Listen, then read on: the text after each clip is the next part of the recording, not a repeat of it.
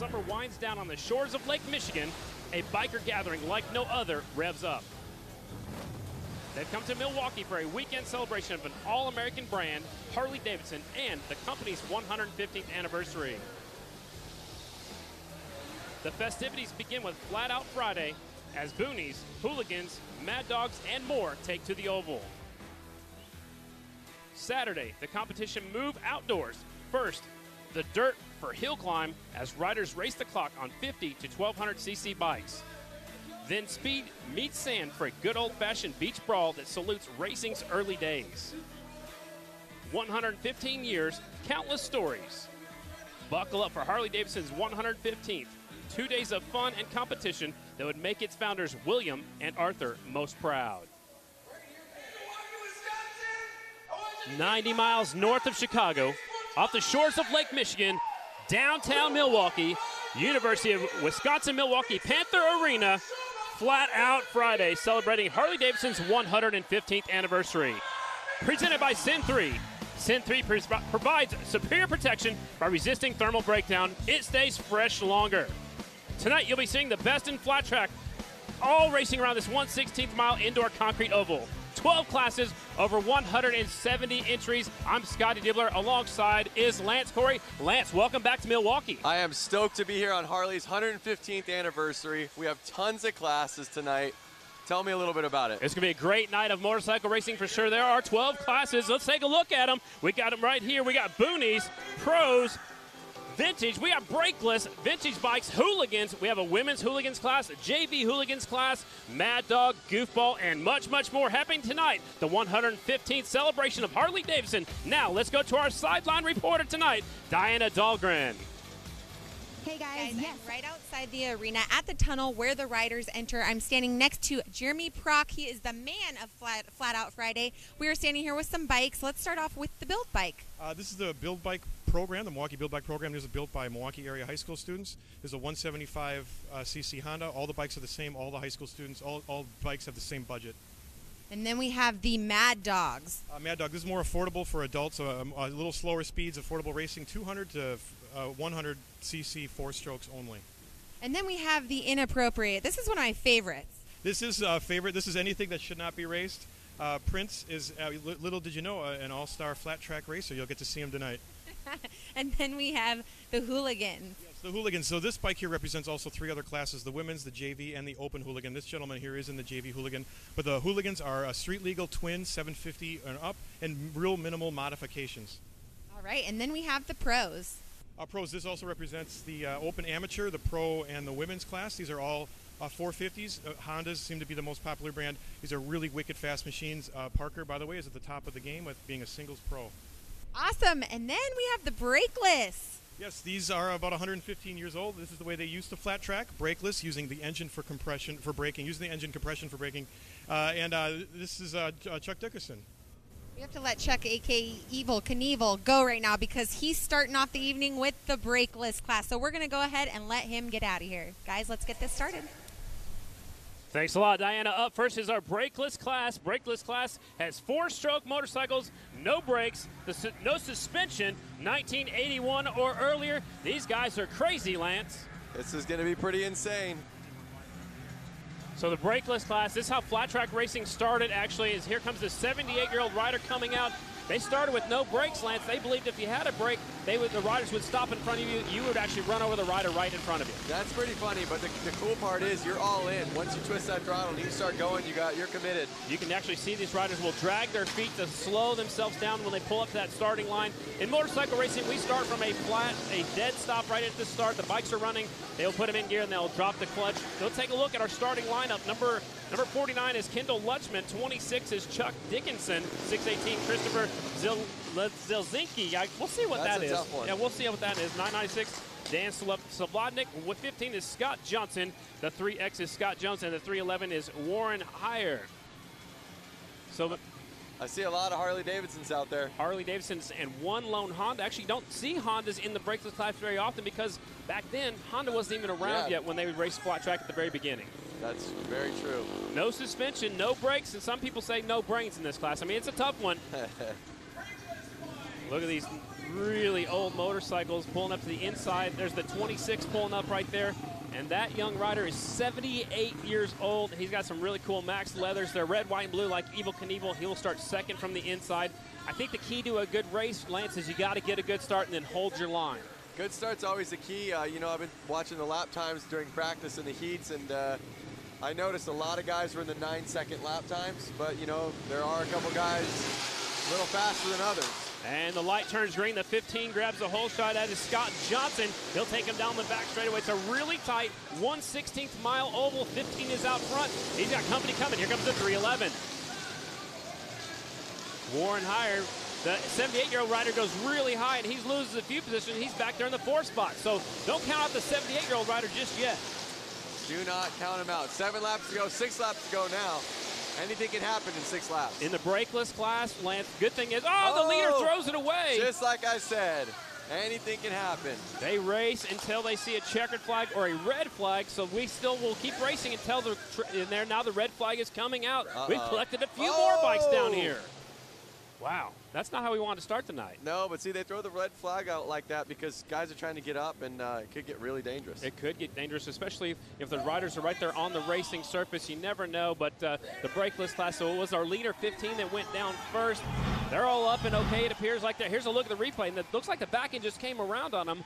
We actually walked on the track earlier, Lance, and it was really sticky yesterday. It's not quite as sticky today. It's a little bit slicker, and it looked like he actually got on the cases and lifted the rear wheel off the ground, and that's what put that rear end all the way around, I think. That is very true. That's very true. Yeah, So that's what we see right here. Diana's down there really close to the action. Diana, is the track really sticky right now? Yeah, guys, it is really sticky. We did have some falls during practice earlier, but one thing to note is the guy who crashed into the wall, Evel Knievel suit, he actually was a part of our preview when I was out in the alleyway. He's 70 years old, guys. I mean, he got trapped, and look at him. He's up walking like a champ. 70? He told me he was 78. It's a pretty incredible story. I mean, to be that old out there and laying it down and getting up and still going. I don't think he heard my question, though. I think he was, saying how many horsepower that thing had, maybe. I hope. But it looks like he threw it down sideways, got on the cases. Diana, what else is happening down there? A lot of stuff is happening, but let's talk about the crew from Flat Out Friday converting the Panther Arena into the flat track oval yesterday morning at 8 a.m. After the layout and safety barriers have been constructed, the crew sprays Dr. Pepper, guys. That's right, Dr. Pepper syrup on the arena floor to help with traction, and then runs laps to lay down a layer of rubber to give the racers the grip they need to compete on this otherwise slick concrete surface. Hundreds of people have prepared this track, and it's extra special for the 115th anniversary of Harley-Davidson. All right, looks like they're staging it back up, Lance, to get this thing restarted. Looks like they're going to have a single file restart. No, they're going to stage it back up. Complete restart is what we're hearing, so it can be a complete restart. Tough break for our early leader, but it's a good break for the 26 because now he'll be up there battling for the lead again. All these riders are going to make it into the main event, but the better you finish, the better starting spot you'll have in the main, so it's very important. Very true, and like I said, when there were 6 laps to go, anything can happen, and right there you saw almost the craziest happen. They're restarting. It didn't matter if you were in the back or the front. Oh, wait a second, look, they have a little bit of a... So they're staggering it, yep. I guess, maybe according to how they were running. So it's a little bit different. They put the 26 on the back. Actually, no, because he was involved in the wreck. That's why he's going to the back. Okay, so yep. that makes a little bit more sense. The 15 was the first bike that went down. He collected the other 2 riders. So we'll have a complete restart with all these riders going to the main. And what I'm hearing is they're only going to do 4 laps right now. Interesting. And they are off into the first corner. Got to get a good start, hang on to that low line. Look how low the rear air pressure is on that leader. It's the 311 out in front. That is Warren Heyer. Keeping the air pressure down. I'll keep it a little bit more traction on that shiny concrete. Oh! Leader throws it away going into turn number 3. Looks like he's trying to keep that motorcycle running. He pulled in the clutch. They will race until we see a red or a checkered. Lance out front now is the 618. That is Zielinski. Zielinski's out in front. And that is on the Honda right there. Again, no brakes. You can see there's no disc on that rear end. Yep, they're just on the gas and laying it over when they get in the corner. Hopefully that back pressure of the motor helps slow them down a little bit. Zielinski's sneaking away a little bit on the 618. There's Dickinson, the old man right there in second on the 26. That's Chuck Dickinson. And that was the checkered flag already, so that is it. The winner of this one is Christopher Zielinski. Now, it looked like Christopher was on the smallest bike out there. I'm wondering if that made it a little bit easier for him to handle the bike without brakes. All right, possibly so. He's definitely easier to maneuver in the corners. We'll take a look at some of the replay action. Here's the leader, and he got in there, so he was just up off of where they've been racing. Maybe it's a little bit slicker up there, just off of the racing group. Yep, he was running a little wide right there for sure. And it's funny because that was right when I was talking about his tire pressure. Exactly, and I don't think that was a factor. I think he just got up there in the slicker stuff. You know, when they haven't been racing on it, it's probably still a little bit slick. I know it's Coke syrup. It's supposed to be tacky, but the more laps they get on it, the stickier it's going to get. That's very true. Flat Out Friday at Harley-Davidson's 115th anniversary is presented by Sin 3. Provides superior protection by resisting thermal breakdown. It stays fresh longer. Up next will be our bike build class, and they are making their way onto the racetrack right now. It is a Milwaukee area high school. They have 100 days to build a Honda CL or CB 175 flat tracker. Teams have the same budget and work with volunteer mentors. Bikes are judged on appearance, performance, and racing ability on the track now, Lance. This looks like a fun class. This would be a fun class. Man, I wish they had a class like this at my high school. That would be so cool. I think I'd flunk it on purpose so I could take it again. Right? You got to go back for more. I get it. I get it.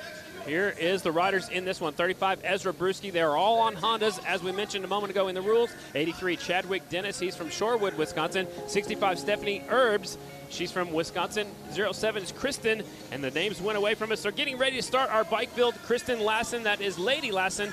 The 05 is Leah Orloff. 65, Stephanie Erbs. 35, Ezra Brewski. The 11, Patrick Mishko, and they're off. 07, Brewski grabs the whole shot. This kid's a good racer, Lance. I followed him around a little bit in some of the amateur races, and he knows how to ride a motorcycle. Well, what do you know? You have a kid that knows how to ride and a kid that gets to build a bike in class. Man. Great opportunity. Living a dream for sure. He got a little bit sideways coming off the corners. When I talked to the riders earlier today, they said coming off wasn't so bad, but it was really slick going in. Yep, and that's what you noticed in the last race. Going into the corner is where he lost it. Absolutely. So Brewski's starting to sneak away just a little bit. Dennis right there in second on the 83 bike. That's Chadwick Dennis. He's from Shorewood, Wisconsin. Again, these are all Honda motorcycles that they build in class. There's your leader, Ezra. Looks like he's run into the corner a little bit wider than squaring off right in the middle of the corner. He's getting into some lap traffic, and he goes around the 65 bike of Stephanie Erbs, and she is from Watawassa, Wisconsin, I believe. That's a mouthful right there. The one cool thing that I'm noticing on these bikes is you can tell the frames have been painted, the wheels have been painted. You can really tell they stripped these bikes down and really customized them. Kevin Clark just showed the field 2 laps to go, so he'll show the white flag this time by for the 35 bike, Ezra Brewski. Picking up the white flag, 1 more lap to go. Looks like that frame's probably even been powder coated or painted, just like you were talking about. 1 more lap rider right in his way. And the checkered flag is out for your leader and winner, 35 Ezra Brewski. Good job for him right there. Chadwick Dennis will settle for second on the number 85 or 83. Patrick Misha will finish in that 3rd spot. Man. Now, one thing you notice is the leader, Ezra, was in the 9-second lap times. Wow, that's super fast. They went all the way back to 11-second lap times. So you can see there's about a 2-second difference between first and last place. Absolutely. That is the bike build class. We'll take a look at the results. Ezra Brewski again taking the win. Chadwick Dennis is second. Patrick Michaud is third. Kristen Lassen, that's Lady Lassen, is fourth. And Stephanie Erbs will qualify right there in that 5th spot. There's your bike build heat race. I wonder how many of their classmates that helped them build it are either in the stands or watching this live right now. I bet a bunch of them are. I bet that's pretty cool to see it all happening right here as part of 115th celebration of Harley-Davidson. This is the fun one. All right, this is your class that you wanted to sign up for when we were here in February. Yep. It's the Booney rules. It must be a pull start engine, a rigid frame, and a full AMA riding gear is mandatory. If you look, Lance, coming off that last corner, there's a jump right there, and it says get it on there. Some of the riders are going to take it. Some of them aren't. A little added feature in this class. That's awesome. They should have ran that jump all the way wide, so you had to get it. That would be kind of interesting. We might have a few more pileups. So what they do, Lance, every time they come out onto the racetrack, they will give them 2 laps to warm up their bikes and check out the track again, because some of these riders haven't been on there since earlier in practice. So they give them 2 laps every time they come to the racetrack, and they'll line them up at the starting line. Here's a look at your starting lineup. The 418's Mike Barney. 73, Travis Fryer. 01 is Brent Hankey. 75, Jacob McCutcheon. 66, Sam McKinley. And the 1777, we'll add some more sevens, Christopher Milowski. I like that. And as you notice, there's way more riders in this class. Heat 1 of 5. 5 qualifying heat races in this one, and they are off. It is the Booney class. Green flag is out. Booney class, top 2 from each heat race will make it to the main event. There will also be 2 semifinals. There are 25 total entries today, and the 01 is out front as Brent Hankey. Yep. Looks like they're teammates in the yellow and the orange jersey in my correction. And they have the same boots on too. So 01, 75, possibly teammates out there working on some strategy for later on in the main event. And again, the top 2 riders will transfer to the main. It's Hankey out front. So I don't see anybody hitting the ramp right there. I think they need to push a little wide. I think they're getting away with not having to hit it. Skipping it a little bit. There goes one guy with the ramp. He's a lap down, but he's jumping. We got one rider down over here in turn number 2. Now there's one coming off of turn number 2. The leaders make it through safely. Yellow flag is out. Try to full start that motorcycle. There's your leader back around. Again, Lance, we don't stop until we see red or checkered. So we see waving yellow. It's all right. We keep racing. Just use a little bit of caution. Yes, that's right. Looks like they're having fun out there. Just saw Brett pop a wheelie. Yeah, he's having a good old time right there in that bike. He's going way up there by the hay There bales. he goes. Pulling the wheelie. Get some traction to that rear wheel. White flag is out. One more lap to go. Booney, heat race number 1. Hankey, second place goes over the jump. The 75 bike of McCutcheon takes the jump right there. Jacob McCutcheon. And here's your checkered flag and the win on the back wheel. 01.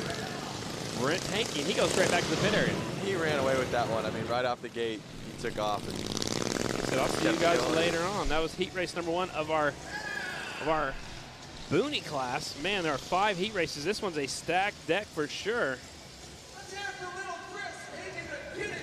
Here's the results. We got Brent Hankey in number 1. Second place was Jacob. Third place was Travis Fryer. Fourth place was Mike Barney.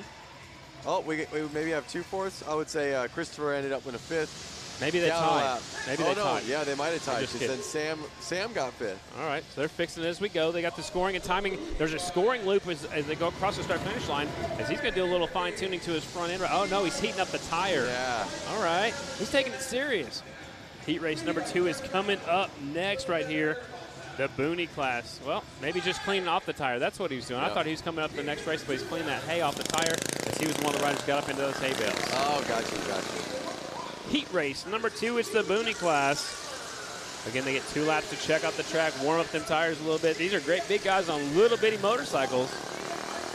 The coolest thing about these races is these guys are on bikes that are probably in their sheds. These aren't professional.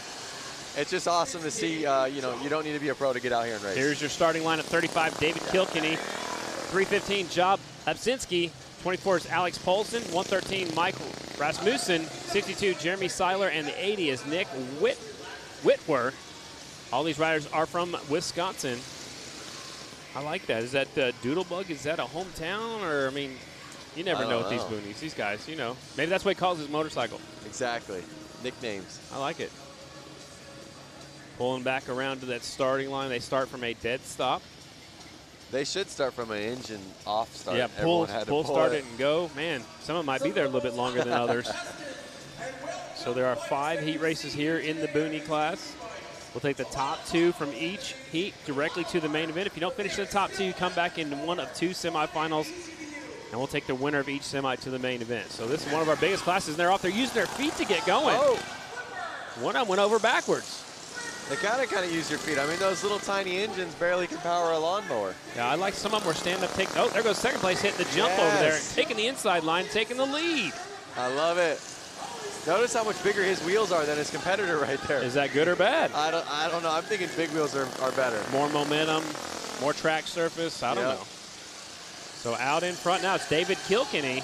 Kilkenny actually rode the X Games last year in the Harley-Davidson Hooligan class, and he's taking the jump again. We'll see him a little bit later on in the Hooligan class on the 35 motorcycle. And he's still on 35 right here. Goes by 2 riders, lapping 2 riders at the same time. David Kilkenny. Oh, man, he just went over backwards. I'm loving that jump. It's putting a smile on my face every time he hits it. Well, you like jumping. You're not scared of jumping anything, right? I'm all about it. All right, Kilkenny, he likes taking the jump every time. He wasn't scared. Oh, man down. He picks himself up. I wonder if he kept it running. Nope, he's trying to pull start it. So your leader's pulling away. He's out front by 3.35 seconds. It's so funny when these guys go down, they're already so low to the ground. They just pop right back up. Instantly. Kilkenny's lapping them riders, picking them up, putting them back down. Now he's 4.3 seconds ahead. White flag is out for Kilkenny on the 35 bike. David Kilkenny from Waukesha, Wisconsin. The bike's listed as a Yuck, Y-U-K. Checkered flag is out. Because he probably looks and goes, yuck. Maybe, because it's yellow. Yeah, kind of ugly. Yellow, green. Yeah, kind of ugly green. Yuck. Could be a Yukon, I don't know. It should be short for something. That's awesome. All right, so Kilkenny taking the win in heat race number 2 of our Boonie class. Alex Paulson will settle for second place. That will be our last transfer. Alex on the number 24 bike from Shorewood, Wisconsin. He's on a custom motorcycle, and he makes it in. Everybody else was at least a lap down. Take a look at the restart right here from back in turn number 4. There goes the rider going over backwards. Man, he left the throttle still on. That thing's got too much horsepower. That's right. Having trouble hooking it up. Up next, heat race number 3 is coming up. Boonie Bikes heat race number 3. Scotty, do you mind if I run down there and take a couple laps? Maybe Do it. race one of these? You got a helmet? I could find one. Can you handle both bikes? As long as you can give me what number you're going to be riding so I can make fun of you.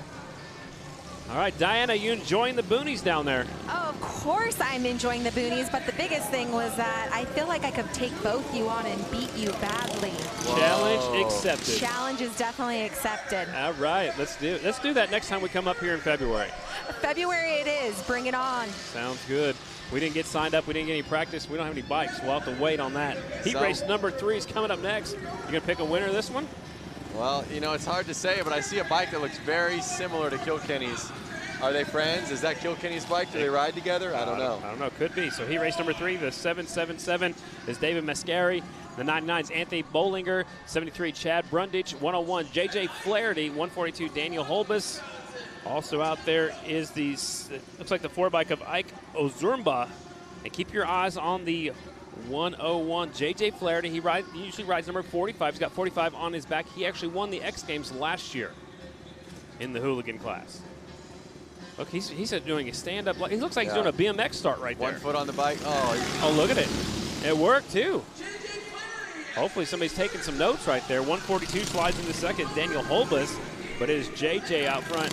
I follow him on social media, JJ Rides, man. He's a pretty cool dude. looks like his bike's bouncing a lot. He's kind of slipping out a little bit.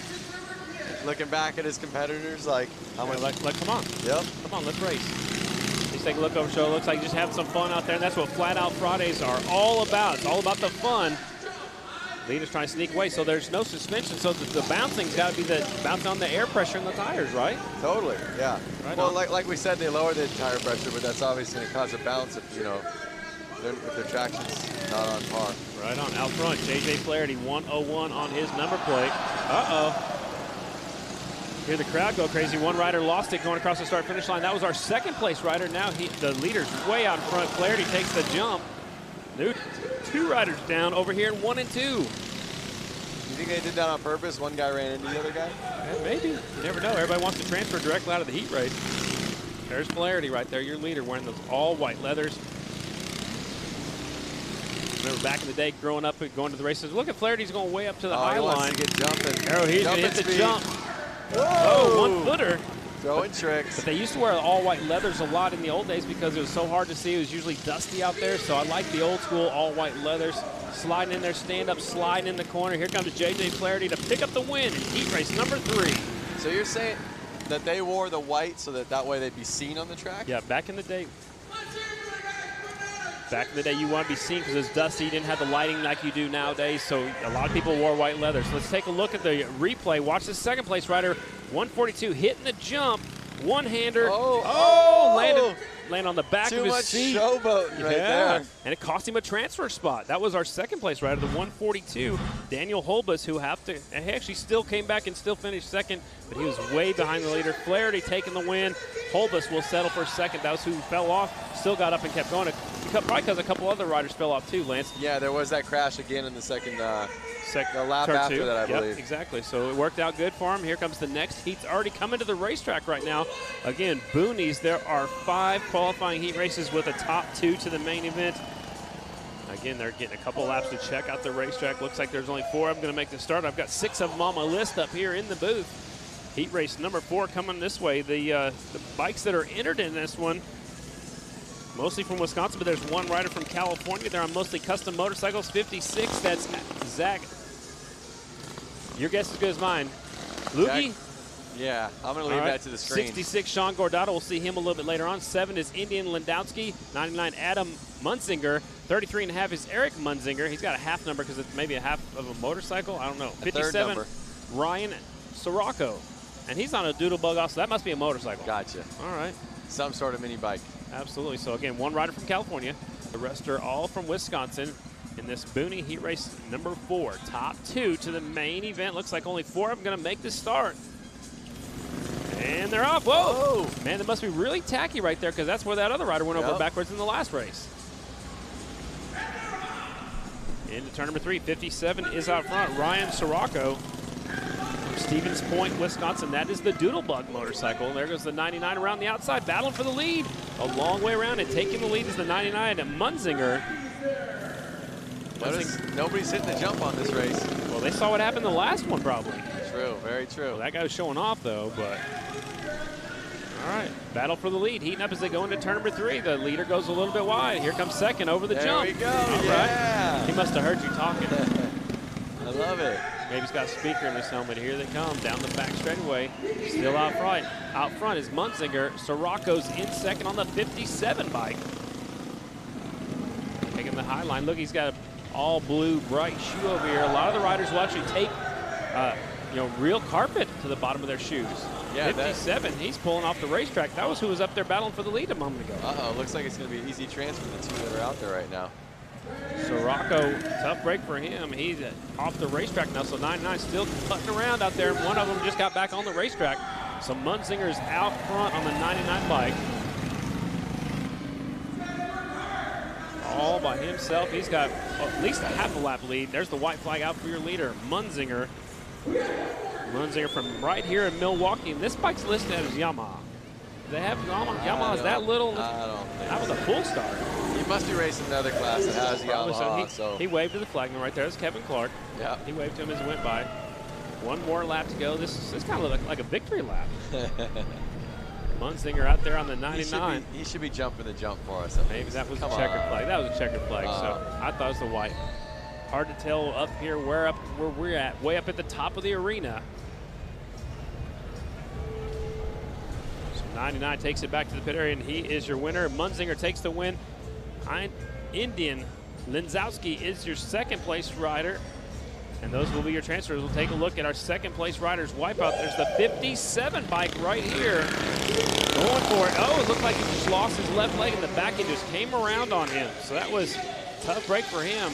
He took it to the infield. I don't know, maybe he lost power on that thing, but that's definitely going to cost him a little bit.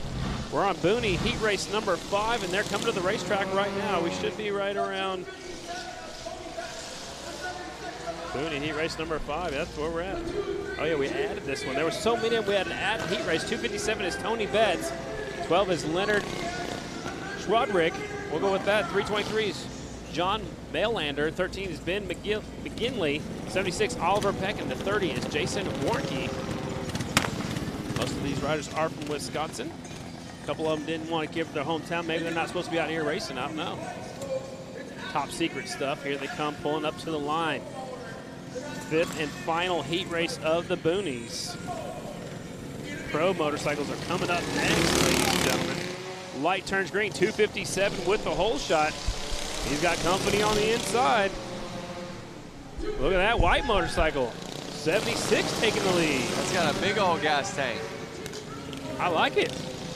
Looks comfy too, like a nice big padded seat. He's leaving his foot down out there. It's Peck out front, but he slips wide. New rider taking over the lead over the jump. 257. The jump cost him a little bit of time right there. Battle for the lead.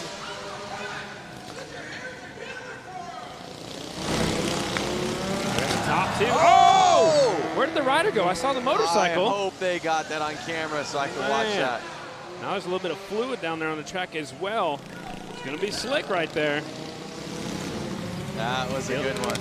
We saw the end of it, that's for sure. His front end looks all bent up. I don't think he's making it back out there. Probably not. Yeah, oh, he's his pull pushing. start's out too. Both the rear ends locked up. Forks are bent. That thing's seen better days. That is very true. Pro motorcycles coming up next. Good battle going on still out here on the track. Top two to the main. Warnke is your leader on the 30 bike. 76 right here, the all-white motorcycle is in second. That is Peck. There's a look at your leaders who snuck away from everybody else right here. The 30 bike smooth sailing out there, just taking it easy. I like the bright green duct tape on his left boot. Checkered flag is out. Warnke will take the win. It's so awesome that this is live right now on Facebook, and anyone around the world can be watching this. I'm very curious. If you're out there watching this, please let us know. Where are you watching it from? And we're going to talk about some of the comments a little bit later on too, right? Yep, that's right. Are you on your couch? And are you at your house? Are you sitting at a train station? What country are you in? We'll take a look at the replay right here. Watch over the jump. This is the rider that was in second. Gets over, up, and went over backwards. And he kind of ghost rode the motorcycle a little bit. I'm glad they caught that. And I'm glad nobody ran into the bike. There he goes. Look at how much power the bike had. It just kept pulling him up into a wheelie. Almost took that guy's left boot off of him. Kept it going somehow.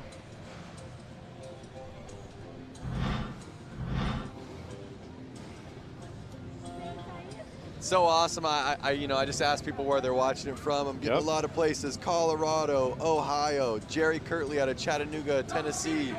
I've had the chance of riding a Harley in Chattanooga. It was awesome. David's out of Texas at his kitchen table.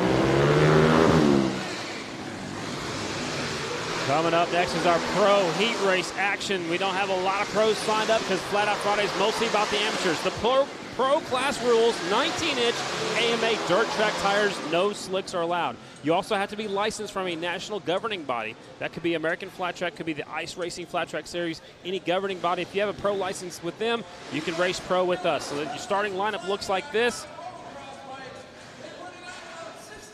48, Cole Feely on a Honda from Stanfield, Minnesota. 25, Shake Knuth on a Suzuki. 57, Parker Lang. 222, Jeremy Orr. 28, Svensson. And they're getting set to go.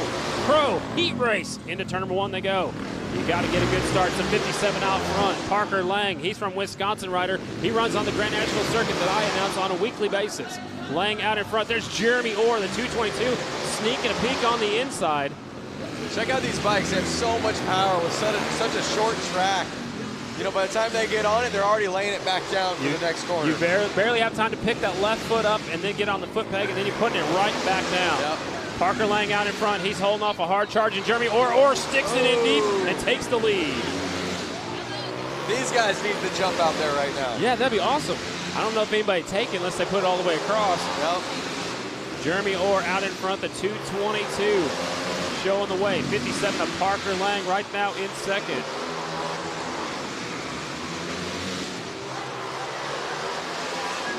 They're rock and roll with the carpet on their foot. It's so they can drag their foot. Yeah, absolutely.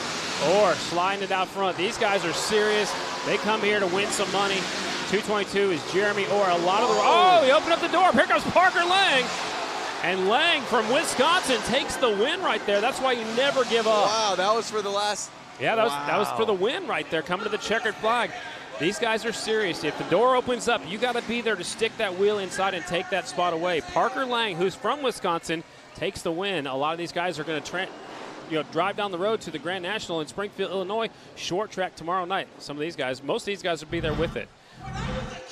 Watch them as they battle the turn. Lance, tell us about what's going on. Well, watch his front end on the 222. It's bouncing a lot, and it was bouncing there, and it bounced a ton when he got past. So here's a look at the final corner. Boom, boom, boom. So that's what caused him to go. He couldn't keep it down low. He pushed wide and opened up the door for the 57 to come on through. Yep, just like that. Gave it away.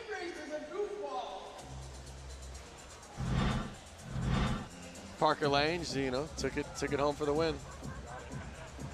Flat Out Friday at Harley-Davidson's 115th anniversary is presented by Sin 3. Provides superior protection by resisting thermal breakdown. It stays fresh longer.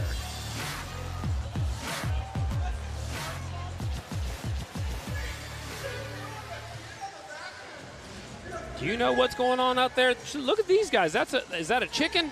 I don't know. It's not October yet, but it looks like they're ready for Halloween. It is the goofball class, ladies and gentlemen. Riders are 18 years old and older, and they are outrageous. Whoa. Look at that thing. Is this Back to the Future? I think so. Let me ride it. No kidding. There's a chopper. Look at how close those handlebars are together. That's going to be hard to turn, man. Yep, and he's shifting with his hand, and he's doing the clutch with his foot. I've seen Kendall out there a couple times. Here's your starting lineup for our goofball class. 963, Jim DeLisi. 311, Warren Heyer. The 3 is Hunter Howell. 49, Kendall Lutchman. And the 75, Karina Strack. So we got a Yamaha, Harley, a custom motorcycle, a Harley, and a Yamaha. Looks like only 4 of them are going to make this start, and they are off. Somebody's got a backpack going along with that rider. Kendall's out front. The chopper takes the win. Is it legal to be riding with somebody in the back? Like in the backpack? Remember, this is the goofball class. There's no rules. Okay. As long as they got a good seat, maybe they got a camera on there too. 49, your leader on the chopper, Kendall Lutchman. Oh, he slips wide. Notice him laying it over so hard that his clutch is actually scraping on the ground sometimes. Wow. It's probably his kickstand is too. It looks like his kickstand over there on that chopper. I thought that was a chicken, but it looks like a little bit of a crazy creature maybe. There's the rider with the baby on back. Oh, the chopper went down. The 49 bike throwing it away. Hopefully we got that out. Like I said, I think he was laying it down so far that the clutch actually picked up his rear wheel on him. Made the rear wheel light and come around on him. So the monster right here, the 963, is out in front. That is the Liesel. Jim DeLisle. Delisle. I don't know. Delisle, bro. We'll go Delisle. 963. Choppers in the infield. Out of the goofball class, ladies and gentlemen. We have to take the top 4 riders to the main event. So there's 3 heats. 4 riders will go directly to the main event. Kevin Clark will show them the white flag. 1 more lap to go. Chopper's trying to get fired up. The Liesel out in front, 963, and there will be the checkered flag. There's your winner. How does he even see through that helmet? I don't know. Oh, look at this. Look at that. Oh! Man, it's the first time we got to look at the 3 bike. Hunter Howell. I think he's got some lean to it a little bit. He's sitting in a little bit side saddle. Is that the Abominable Snowman? I don't know what it is. Whatever it is, that's your heat race winner. That thing's name is Jim. Jim DeLisle taking the win. Hunter Howell will be second. Karina Strack is third. And Kendall Lutchman will be fourth. And we'll take 4 up to the main event. So what you see is what you're going to get out of heat race number 1. Taking a look at the replay right here. This is the battle for the lead. The 49 sneaking up the inside. See the sparks? Dragging the cases. Yep. You called it, Lance. He was dragging the cases, possibly even his shifter lever. Yep, I saw that right in first corner. You just saw his clutch scraping, and if he picked up any more momentum, there was no way of holding on. All right, heat race number 2 of our goofball class. We have number 15, Scott Johnson. The 73 is Travis Fryer. 12 bike Adam Zeller. The 707 Marco Lazervik. And the 12, Adam Zeller. So we got a custom bike, the Yamaha, 2 Harleys, and another Yamaha out there. We'll take the top 4 to the main. This guy's got some spikes sticking out of his shoulder pads out here. That guy's got a horn sticking on the front of the 73 bike. Is that a unicorn? I'm not sure, but there's a police officer going to the donut shop. All right. He'll be the first one there. He'll pull up to the inside. That looks like a full-on street legal bike that police officer's on. I don't know. He's not going to be able to lay it down very far either. Light turns green and they're off. Was that a banana? And what do you say? The police officer's in the lead already. All right, out in front, the police officer's going to lead him off turn 4. 707 on the number plate. Marco Lazervik. Lazervik is out front. He can barely lay that thing down, Lance. And look, it's throwing sparks right now. You think that the other riders are just scared to pass him because they don't want to pass a cop? They probably don't want to get a ticket. We're all kind of used to that. Right. If they pass them, then they're going to get a ticket for speed. Yeah, so this is, you know. Follow the leader. Exactly. Zeller's right there on the banana. The 12 bike is Zeller. That's Adam Zeller from right here in Milwaukee. That's a Yamaha in second. He goes wide. The banana goes wide just to keep from running over the leader. Oh, one rider's down. Looks like a Mad Max is down. Losing parts. Yard sale. Absolutely. Yard sale on the back straightaway. There's your leader back around. Oh, lights are on. Oh, he's in hot pursuit of somebody. He's unhappy. He must have got a call from the police station. That's a Harley-Davidson. Zervik out in front. I wonder how many officers right now are watching this on the live feed. Getting a little chuckle at it, almost wishing they were out there. Oh, second place got into the backside of the leader and went down. Look at him. He said, not so fast. You bested the law. The law won right there. Yep. Oh, he's got his sirens on now. His lights and his sirens. Lazervik out in front, 7:07 on the number plate. There he is, across the finish line and will take the win. He's got his police sunglasses on, his red, white, and blue gloves. Second place is Johnson on the 15 bike. The Banana still got up and got going. He crosses the finish line right there. Zeller. Somebody's doing a burnout on the back straightaway. That's Mad Max. 73, Travis Fryer. That's a Yamaha. That's a unicorn. I like that. It's a unicorn Yamaha, and he will make the transfer spot. He'll get fourth. We'll take a look at the replay right here. So the Cop is coming in on our left side, going to 3. Here comes the Banana, getting in a little too hot. And the Cop just shut the door on the leader. Here's another look at it. He gets right there into the saddlebag. Wow. Man, he's trying to take the Cop out, I think. A for effort, but look at that Cop. Way too confident. He said, not so fast. Yep. Look at the Banana in his gun holster. Oh, boy. They must be friends. Up next, heat race number 3 of the same class. It's the Goofballs, top 4 to the main event. 777 Alejandro Garrido from Palm Bay, Florida, all the way from Florida to race in this goofball class. The 72 is Ronnie Zastro. 17, August Zaraski. 13 is Leonard Serdwick. And the 322 is Brian Martins. This is our goofball heat race number 3. 3 heat races of this class. They will all, the top 4 will go to the main event. Look at this guy. Look at that guy. He's got a bodybuilder suit on. He's got his afro out there. Looks like he's in a rock band. Maybe he's performing later at the museum. I actually signed that road glide right there. It was out at the museum getting autographed. Yep. There they go. Uh-oh. Look at that. It's Prince grabbing the whole shot. Looks like Prince. We're from right here in Minneapolis, where Prince was from. He's got his guitar on the back. He's going with the Purple Rain theme right there. His 72 out front is Zastro. Uh-oh. Look at him backing it in. He's having some fun. I like him. He takes a look over his shoulder, and now he's catching up to the green bike over here that's having trouble on turn number 2. It's a 17 bike. Zaraski is having some problems. Uh-oh.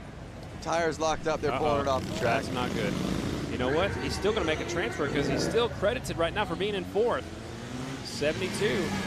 I like that bike. It's pretty smooth on the throttle, you know? Yeah. Not lighting up the rear tire. He's caught up to the back of that motorcycle you signed yesterday. Yeah, I mean, that was at the museum yesterday, and he was letting anyone that wanted to come up and sign his Harley. That's so cool. He said it's just for memories. Leader went a little bit wide. 2 laps to go for your leader. There's the muscle guy. Yep. With his wig on. Maybe he's a rock star. I'm not sure. Oh, he's got a wrestling mask on. Uh-oh. He's serious. Oh! Popping the front end up, getting excited. 1 lap to go, though. Showing off a little bit. Don't you know showboat too much. We saw what happened earlier. Yep. Here comes your checkered flag for your winner, Whoa. 72.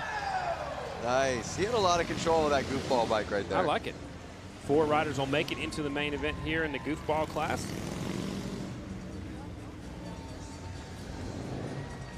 Ronnie's looking real confident. I'm sure when it gets to the main event, he's going to be one of the guys to keep an eye on. That's for sure. He's going to be fast for sure. With the Prince theme right here in Minneapolis, or from Minneapolis, Minnesota, not too far away as we're here in Milwaukee. Here's a look at the replay, actually. Watching him off the start, this coming to the finish line, doing a little wheelie. Yeah, throwing some style into it. You think the guitar helps him do that? Puts a little bit of weight on the rear wheel. Yeah. I like it. He wanted to get close to Kevin Clark, you know. Exactly. All right. Well, lots of fun here at Flat Out Friday, celebrating Harley-Davidson's 115th anniversary. All right, let's go down trackside with Diana. Hey guys, give a big round of applause. TJ Dillashaw and still bantamweight champion. Congratulations. We're live on Facebook, millions of viewers right now. How is it being here in Milwaukee for the 115th anniversary of Harley-Davidson? It's amazing. I'm a big Harley fan. You know, I got a Harley myself. Anytime I get a chance to escape training, need a break, I jump on the Harley and you know, have some fun and forget about everything. It is the perfect escape. How was the brand new FXDR that you got to try out today? Man, so much fun. Me and Cowboy got to race around town, show it off a little bit. Everyone's asking questions about it, so it's fun to have the new bike out on the streets, you know? We saw you laughing earlier at the goofball class. What did you think so far of tonight's Flat Out Friday races? It was action-packed. People eating shit, having fun. The goofball, the boonies. I want to do the boonie races. The boonie races look amazing. The pro class was insane. The 450s in this little building, very intense. So I've been having a good time. All right, well, next year he's going to be the bantamweight champion still, and he's going to be the goofball class champion as well. So keep a lookout, guys. Back up to you. Thanks a lot, Diana. I think I'd love to see him out there on a motorcycle. I think it'd be a lot of fun. No, totally. And exactly what he was saying down there is exactly how I'm feeling up here. Let me ride the boonie class. Yeah, you're wanting to go run down there and put on a helmet and let me announce all by myself up here. Yep, I want to race him next year, this next race. Sign it up. Let's go back trackside one more time with Diana Dahlgren. You guys, we have an amazing skill set happening here right now. This is police and civilian skills competition, also known as motorcycle rodeo. Riders are from 5 different countries, a total of 151 participants, roughly half police and half civilians. They're practicing low-speed maneuverability and threshold braking. These skills keep the riders safer on the roads, and the competition awards are trophies, and not only that, what's the most important thing? Bragging rights and improved school set. So anyways, guys, there's much more to come from these guys. They're amazing police and civilian skill set. Still to come, ladies and gentlemen, Mad Dog semifinals, the Boonie semifinals, Hooligan semis, Brakeless main event, the JV Hooligans Build Bike main event, our Open Amateur main event, our Women's Hooligans. We got to see women on the big heavy bikes, our Mad Dog main event, Vintage main event, Boonie main event, Pro Rider main event, Hooligan main event, and our Goofball main event. Still a lot to come right here in Milwaukee at the 115th anniversary of Harley-Davidson. Yeah, no, I mean, it's I'm really excited to see these hooligan racers out there. They've always had a great showing in the previous races. It's going to get pretty gnarly. We have 18-foot circles here. 18-foot circles. A lot of mains left. And then we got the women's hooligan, which is awesome. I think this is a new class that we're going to be seeing this evening. It's going to be cool to see women going head-to-head out there. Lots of action out there. You see them challenging themselves on this tight course. I saw one of these police officers showboating with both feet on one side of the bike. I'm not sure if you noticed that, Scotty, but these guys are definitely ready to show off all their skills.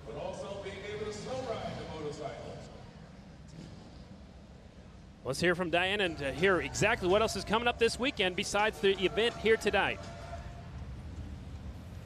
Harley-Davidson 115th anniversary is here, and we're getting it started tonight with the Flat Out Friday races.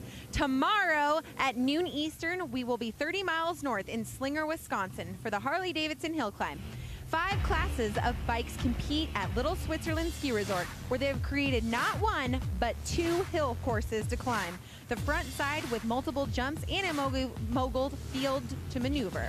Then the riders move to the back side of the hill for the 35-degree angled second run to really challenge their climbing skills. Again, that starts at noon Eastern here on Facebook Live. But we're not done there. What would Labor Day weekend be without a trip to the beach? I'm talking about Bradford Beach. Harley-Davidson has spent the last week turning this popular Milwaukee beach into a racetrack for the finale of our weekend celebration. 6 classes, including the Trog 45, Brakeless, Vintage Sportster, and Hooligan, will compete on this quarter-mile oval track on the shores of Lake Michigan. The Bradford Beach Brawl starts at 6 p.m. Eastern here on Facebook. A great weekend celebration, and we are bringing it all to you here on Harley-Davidson Facebook Live channel. Wow, that is incredible, and I cannot wait to see the hill climbing. Myself being a motocross rider, I would love to race up that hill. There's the jump, there's the moguls.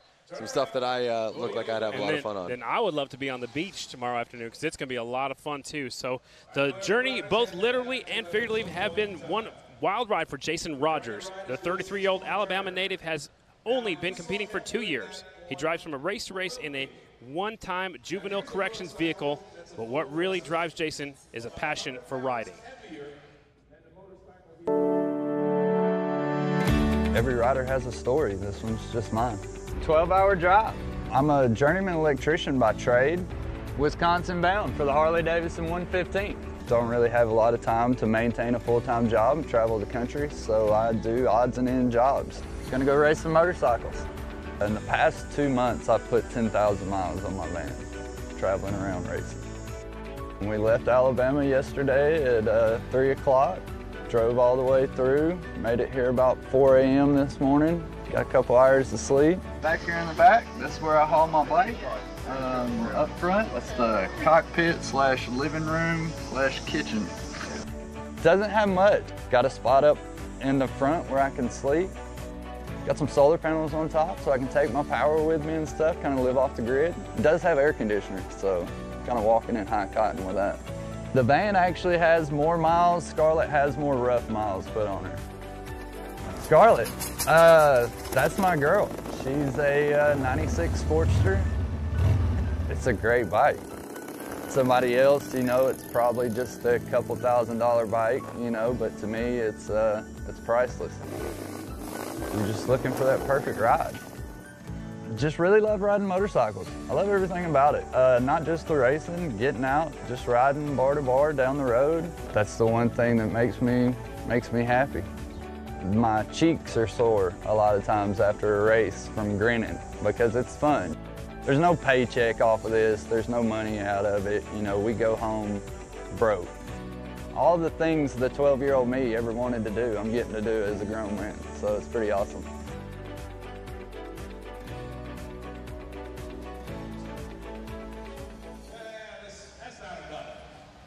To none other than Wheelie Wizard. You know, we got to have fun earlier. Let's tell the crowd a little bit of what happened. We got to do, I mean, you got to do wheelies. I got to be your passenger. So you got to understand that an OGO gear bag is supposed to hold riding gear, but we can't help but put people in it. Diana, you're the next up. You got to do it again. We hope that the camera actually sees this makeshift rope here with a military clip of some sort into an OGO bag here. And guys, actually, I'm going to take a ride. So here we go. Diana's getting that OGO bag, Lance. You want to try this one? No, I'm happy sitting right up here. So there we go. I'm going, guys. Although my 2-year-old daughter would love that little OGO bag ride. Absolutely. So Diana's in the back with the Wheelie Wizard. He never puts his front wheel down. He is amazing. I've known him for quite a few years. He's got such good balance. That's incredible. Balance is hard on those little 50s. Hang on, Diana. Hey, guys, just to let you know, the police are right next to me. I think I might get arrested for this. It's highly illegal on the roads. Do not try this because you just don't. It's not. It's not safe on a not closed course. I think I might be going into the hay bale. Don't hit the hay bale. So the Wheelie Wizard pulling Diana around. I think the cop is following you. Actually, I think the cop might be a little upset, you guys. Uh-oh. I think you're going to get pulled over. All right, I'm leaning in. I'm leaning hard, you guys. Yeah, you got to be committed. We got some style. Oh! She left some rubber marks on the track. We left some rubber. Awesome. There we go. Oh, look at the officer That's doing a burnout. Yeah. That is awesome. If you are watching live on Facebook, you better give a lot of likes if you can, a lot of comments about that one because I was a little scared. Wheelie Wizard, guys. Take it away. Thanks a lot. Wheelie Wizard is awesome, dragging Diana around the floor out here at Panther Arena. Here's a look at the replay. She's a little bit sideways. She's dragging her credential and everything, Lance. Look at that. No, it's so awesome. So awesome. So what's going on Facebook? Check us out. Tell us what's happening. Well, right now, it's cool just to kind of see what everyone's saying. Let me take a browse. You know, I'm getting a lot of good people kind of shouting out their friends. Joe Swinley saying, good luck, number 42, Rich Heverly in the Hooligans race. So that's a race I think everybody's excited to see, the Hooligans, and they are coming up. We're going to have some heated races with those guys. I want these people to tell us where they're watching from. You said on the couch, you know, in their bedroom, in their garage. What country are they watching from? We're going worldwide with this, Lance. No, there are people watching from all over the world. I got David Sprague from Huntington, Indiana. There's Simon Says. He's sitting here from New Zealand watching it live feed. So, I mean, around the world. I read places in America, and I read places, 12, 14, 15 hours away. So it's incredible to see that, that many people influenced and digging on the Harley-Davidson 115th anniversary. And here comes the next class coming to the racetrack. This is our Mad Dog class. There are three heat races. We'll take the top 3 out of the heat races to the main. There'll be 1 semi. We'll take the top 6 out of there into the main event. Again, this is our Mad Dog class. Mad Dogs.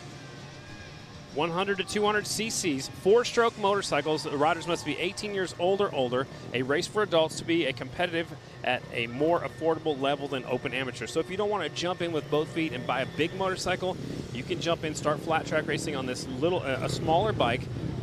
On your kid's motorcycle. Yeah, borrow your son's or your daughter's motorcycle and bring it out here and race. It's open. You can sign up. You can sign up next year. Yep. Well, no, I'm going to ride the Boonie class. Are you allowed to race 2 classes? Yeah. I know Lady Lassen, she's running 3 different classes. So here we go. 01, Brett Henke, 11, Hitman, McManus on the 17, Charles Pipke on the 520, and Rasmussen is the last rider out there. What do you know? One of the smallest bikes is in the lead right now.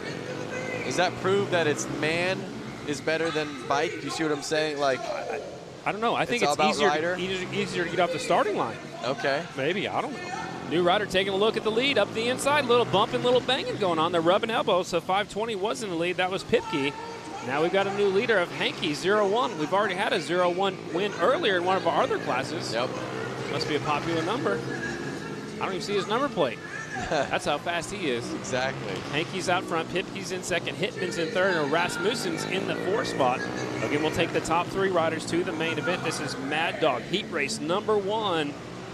Notice as soon as Brent got past Charles, I mean, he's kind of taken off on him. Yeah, he had 1.75 second lead the last time by in his little bitty Honda out here. He looks like he's got a Yoshimura pipe on there. Yep. Well, added horsepower. I mean, look at the gap right there. It's about a half a lap, I would imagine. Yeah. At least a straightaway lead for sure. So just past the halfway point, it's still Henke out in front. 01, he's from Madison, Wisconsin on the Honda. And they're on their last lap right now, so it's looking pretty good for Brett. Yeah, I think he's got it in the bag, keep it on 2 wheels. He'll put her in the main event. There's your winner. On the back wheel across the start-finish line, 01 will take the win. That is Brent Henke from Madison. Took him just a moment to get that pass, but that could possibly be our move of the race. Yep. We're going to have a move of the race winner coming up later on tonight. That is the Sin 3 Slick move of the race. He's taking off running. He must be coming up in another class. He's going back to get in line. Yep. Here's a look at your results. Brett Henke taking the win. Second is Charles Pipke. Third is Zach Hitman. Those are your transfers. The other 2 riders will have to go back to a semifinal a little bit later on. As heat race number 2 pulls to the line just like a few minutes ago. Slick move of the race. That was the Sin 3 Slick move of the race. That might be it for the, it's definitely going to be it for this race for sure. The Sin 3 Slick move of the race. Nice up the inside, taking the premier spot away from that second place and sliding that rider back to second. Yep. And then he just took off from there. I was told we had 3 heats of Mad Dogs, but looks like they're bringing out our next class already. Open Amateur. The Open Amateur rider's already coming out. Get this situated here in a second. 89X Robert Blasky, 73 is Chad Kenton, 84 is Ederman, 01 is Henke. He just went out there again. 707 is Lazurvik, 17L is Orloff, 19 is Schwenker, 28 Ethan White, and the 240 Jeff Wick. Here we go. Open Amateurs. Now you notice one of the bikes out there has supermoto wheels on it, a little bit smaller, and then the other bikes have motocross wheels on it. Okay, so this is actually an open amateur semifinal. So we ran heat races in this class earlier today. This is your semifinal. We'll take the top 3 to the main event. There are 2 semis in this open amateur class. Getting set to go. Look how many they're putting on that starting line, Lance. That's going to be like a motocross style gate. Look how tight they are. Totally. There's going to be some banging, some elbow banging right here, bar banging. I think guys are going to get into it with each other. Should be a fun one. Open amateur class getting set to go. Riders 12 years old have to be on a 250cc or smaller, 14 years old and older on a 450 adult frame bike with no hooligans, mostly the up-and-coming riders in flat track. And they are off of the first corner, down the back straight, actually the second corner. They're side by side for the lead. Jeff Wick kind of lose a little traction and fall behind right there. Eric White is out front. There's no number plates on there, but we are using transponders, so it's 28 is your leader. 240 of Wick right there in second. Are they catching up to lap traffic already? Already, yeah. But remember, they had a staggered gate, so there was a couple guys on the second gate. They were already a little bit behind. And it looked like there was actually a fall off, too, in that first corner, so they got up there actually right in front of the leader. So the leader's in the black leathers with the white helmet. He's caught up to the back of the pack right now. Halfway flags are out. Semi-final number 1 of our open amateur class. Notice Jeff Wick is not letting Ethan White get away from him. Man. They're both riding a little sloppy. I think it's slick out there, so, you know, Jeff Wick's having to keep an eye on White, making sure that, you know, they don't run into each other. 2 laps to go. It's between White and Wick right now. We'll take the top 3 to the main event. Third place riders coming on through also. Here they come. White flag coming out. There's the white flag. Wick's got to get on the inside and push him wide. I think the leader, or the flagman, forgot who the leader was. It's the black guy, the black leathers right here. So according to our timing and scoring, White taking the win on the 28 bike. Yep. Wick will take second, but they haven't seen the checkered flag yet because they kind of missed each other right there. So there he goes across the finish line. On the back wheel, showing off a little bit and having some fun out here at Flat Out Friday. That's right. I would be too.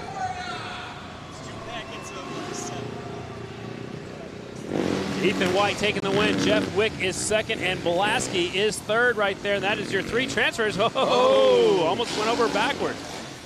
Up next, semifinal number 2 for our open amateur class. Let's look and see how sloppy this race was right here. Woo!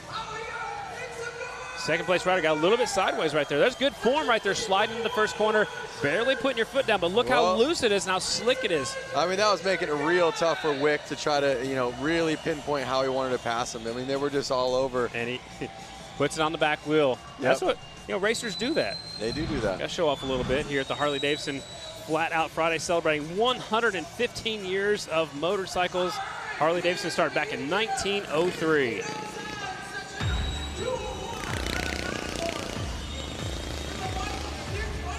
Tonight's broadcast is presented by Sin 3. Presented by Sin 3, real, pure, genuine synthetic.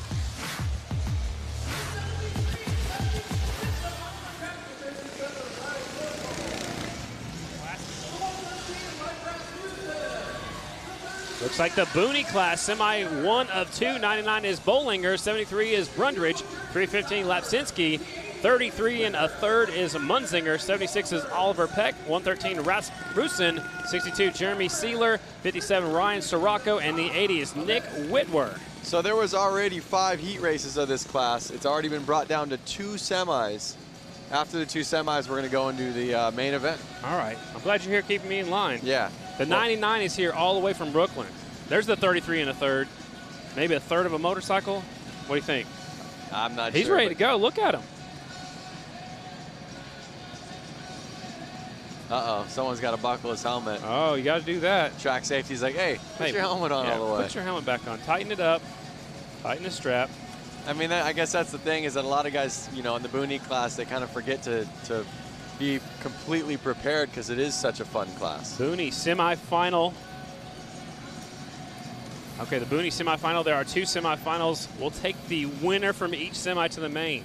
It's getting tough now. You got to win your race. And the light turns green, 113 with a hole shot. Into the first corner, 33 and a third, and getting stuck in traffic. Remember the one with the big white gas tank right there in third? Lance, look at the inside move, taking over second. Totally. I love it.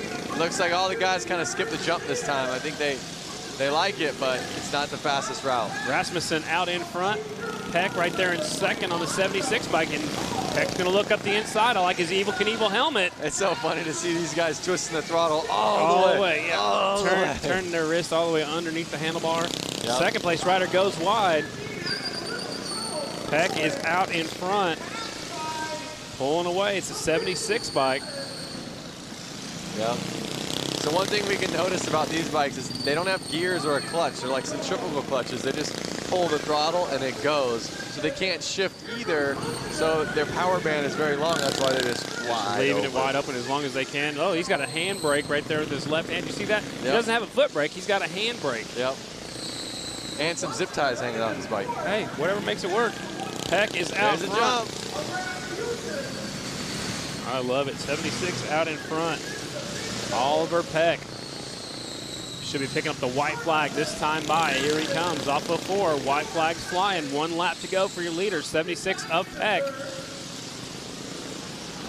Getting some lap traffic. He's going to try to set him up. Oh!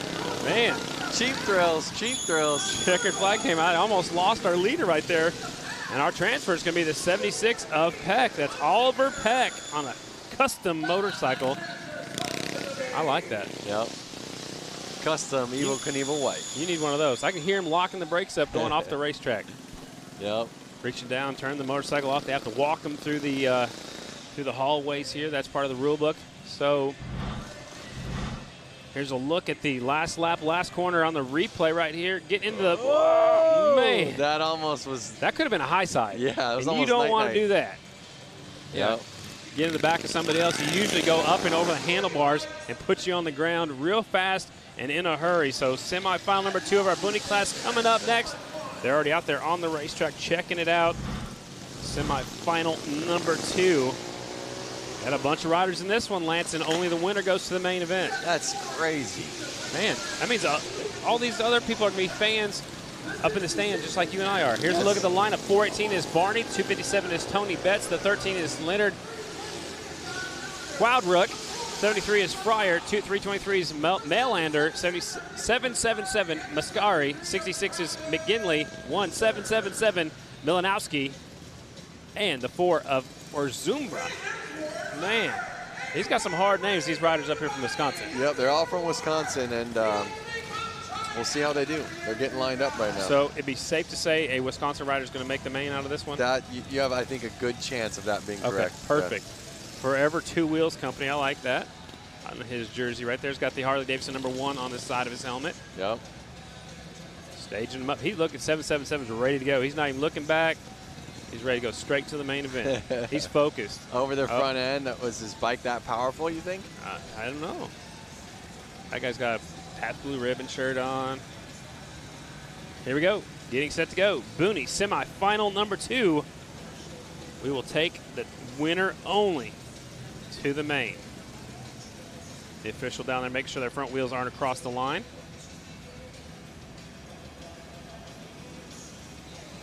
We've got them staged up, ready to go. Booney, semifinal number 2. Watch for the green light. And like you said, Lance, there's no clutches, so you got to just twist that throttle and let it pull into the corner. Number 73's, number plate's bigger than his wheels. It sure is. Could be a little bit of a wind drag, maybe. All right. And they're off. Into turn number 3. It's the red, white, and blue jersey out in front. That's the Forever Two Wheels we were zoomed in on earlier with that number 1 on the side of his helmet. Out in front, Mascari is leading the way. 777's not even lifting up his left leg, keeping it out there for whatever he feels safe about. Looks like he likes riding motocross. He's got it way up to the front. In flat track lines, we try to keep it right beside us on the side of us, but these bikes are so small, I don't think it matters as much. Yep. Yeah, you almost can't keep it to the side of you because your foot's already too close to the ground. There's no way, right? Out in front, Mascari trying to pull away. Fryer's trying to keep him in check. Or Zumba right there in third, trying to hang on to the leaders. Halfway flags are already out, Lance. It doesn't take very long to put down some quick laps out here. No, it doesn't. I mean, they're putting 10-second lap times down, I believe. 777's getting into some lap traffic. A little bumping, little banging going on. He got through. Look at his muffler hanging off the back of the bike. It looks like, well, that's his brake line hanging down. I thought it looked like a chain was hanging down, like from his wallet to his belt loop. That's what I thought it was for a second. Got an air filter hanging off the back, breather right there, crankcase cooler probably. Mascari picking up the white flag this time by. Here he comes to the white flag. Fryer's right there in second. The 173 trying to keep his leader honest. And I believe it's going to be Mascari going to win this one, going away, hands down, fist up in the air. 777. Oh, we lost one come out the final corner. Now, one thing to notice is that these riders are actually, I see a 10-second lap time was put down there in this Booney class. And some of the other fast races were only putting 9-second lap times out there. So their pace isn't that far off of the other riders we've seen. Looking pretty good to me. So they'll go back and regroup. We'll see the winner in the main event. There's always something going on everywhere you look around here. Here's a look at some of the replay of the 777 getting into the lap traffic. He lifts his foot up to go over the jump. And this guy's like, hey, where'd you come from? He's like, hey, I'm lapping you. He's probably just checking out that #1 Harley-Davidson sticker on his helmet. Checkered flag, fist in the air, red, white, and blue jersey. Oh, and there's a look at the crash right there coming out that final corner. Some pieces come flying off. So Booney semi-final #2 is in the books. And now we're going to send it down to Diana. How's it going down there, Diana? Oh, it's going great so far because I'm standing next to Buddy Suttle. He's a part of your hooligan class that's about to come up. Harley Hooligan, you're going out there, you're going to lay it down. I mean, you guys are going to be banging bars. Yeah, it's going to get intense. Got to win to get in the main, so it's heated. So how do you prepare for an event like this? Get drunk the night before. Okay, so that's how it is. The crowd is cheering him on. I mean, that's what he likes to do. So, hey, guys, we're going to take it back up to you. Thanks a lot, Diana. This is our featured class. It's the Harley-Davidson Hooligan class. Riders must be 18 years old or older, 1986 or newer motorcycles, twin 750 cc's or greater motors. Bikes have stock OEM engines, street-legal frames, and no pro riders. This is the class I'd like to see you in, Lance. Yeah, these guys, I mean, you know, they say it's a hooligan, but these guys kind of take this pretty seriously. And I know that he was just saying, you know, we go out and drink beers, which they do, but they had all day to recover. And, you know, these are heavy bikes. These are no joke. They're fast, and they take it serious. And here we go. The riders are 003s. Jake Cook, he's from Corona, California. 44X is Gonzalez from California. 46 is Aaron Gordado. He's from Long Beach with his brother right beside 66 of Sean Gordado. He's also from Long Beach. Kilkenny's from Waukesha, Wisconsin. And the rest of the field, there's a lot of fast guys out there in this one. Again, winner only goes to the main event. Robinson's on the 333, Schultz on the 79, Gonzalez on the 44X, and they are off. Semi-final #1, winner only to the main event. Kilkenny grabs the whole shot. The 35 bike is out in front. And these are all Harley-Davidsons in this semifinal. David Kilkenny got the silver medal last year at X Games. Didn't have good luck this year. He's got that Fuel Cafe patch on the front of his leathers. It's a cool hangout right here in Milwaukee. Yep. Now they got 6 laps to go, and only the leaders transferring. So let's see if Kilkenny can keep it on 2 wheels and keep it out front. I believe he can. He's a very smooth rider. Looks like he dives into the corners really deep, sliding in really deep, using that left foot to lay it over and slow down, scrub some speed off into the corners. There's a good battle heating up for second place. Gordado and Vasquez going for it. Gordado hanging on to that 2 spot. Vasquez sneaking up the inside, but there, back to the leaders, the 35 of Kilkenny. Is Gordado going to be able to catch him with this lap traffic? I don't know. The lap traffic could slowing work. him down. They're slowing him down. He got by, but now here comes Gordado's in second. Vasquez is right there in third. Whoa, Vasquez goes wide. And maybe a two-man horse race now. 1 lap to go. I don't know. Kilkenny's probably going to be able to hang on to it. And here he comes, last lap, last corner. Checkered flag is out. Kilkenny will get the transfer spot on his Harley-Davidson Sportster. From start to finish, Kilkenny put it down, and it's always a bummer when you see guys like Sean right there on his tail, and he came all the way here from California, and the night is over. And he's done for the night. We'll see him on the beach tomorrow afternoon. Kilkenny taking the win. His best lap at 9 minutes and 43 seconds. Man, that is putting down some fast laps. Gordado is second. Vasquez is third. We'll take a look at the restart.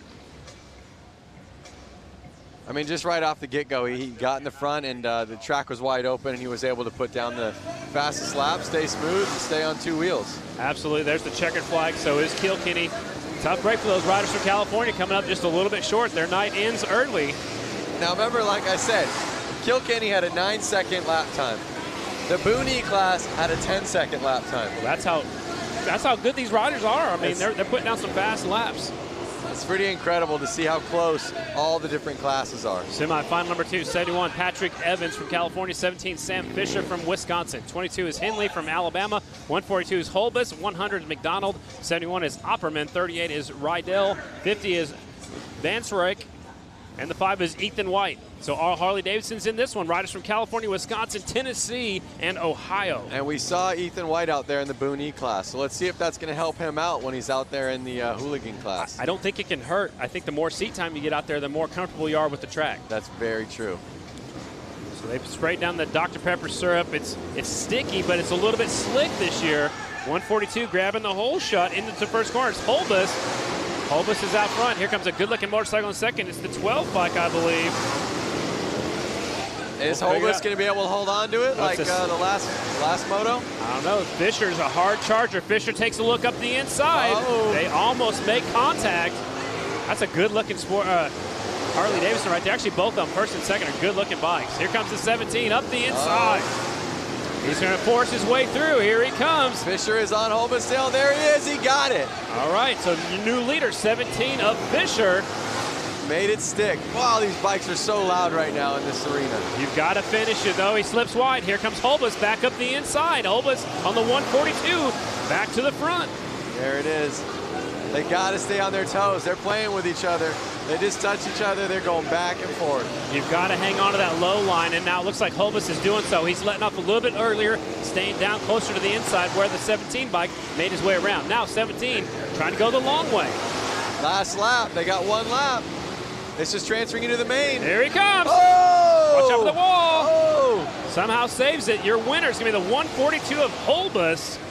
Man, they're going for it right here, Lance. They're definitely going for it. They want to make the main. Yep, Holbus was out there with the lead right away and went back and forth a couple times with Fisher, but Holbus took it home, and he's going to go to the main. What a great race right there. That was awesome. So the 17 bike never gave up. He kept going for it, kept trying the inside, kept trying the outside, just wasn't able to make the work. And actually, he had a good save by not falling off on the back straightaway. So Holbus takes the win. He will qualify.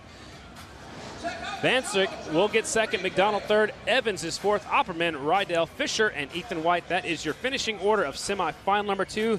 Again, this is our premier class. There are a lot of entries today. There are 4 semifinals. We already had heat races earlier in the afternoon.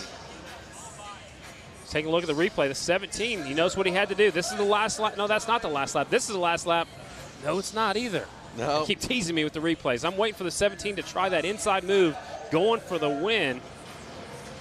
That was a nice move right there for the 17 to get out front. Notice the 7. Here it is. Go ahead, Lance. Oh. That is where they make contact coming off the turn number 2. I was just going to say, notice Fisher's on 17. His front end looked real soft. I don't think that was helping him get where he wanted to go in the corners. It's probably hard to keep his front end where he wants it when it's bouncing like that. Maybe low pressure in the shock or the forks, or maybe stiffer springs or.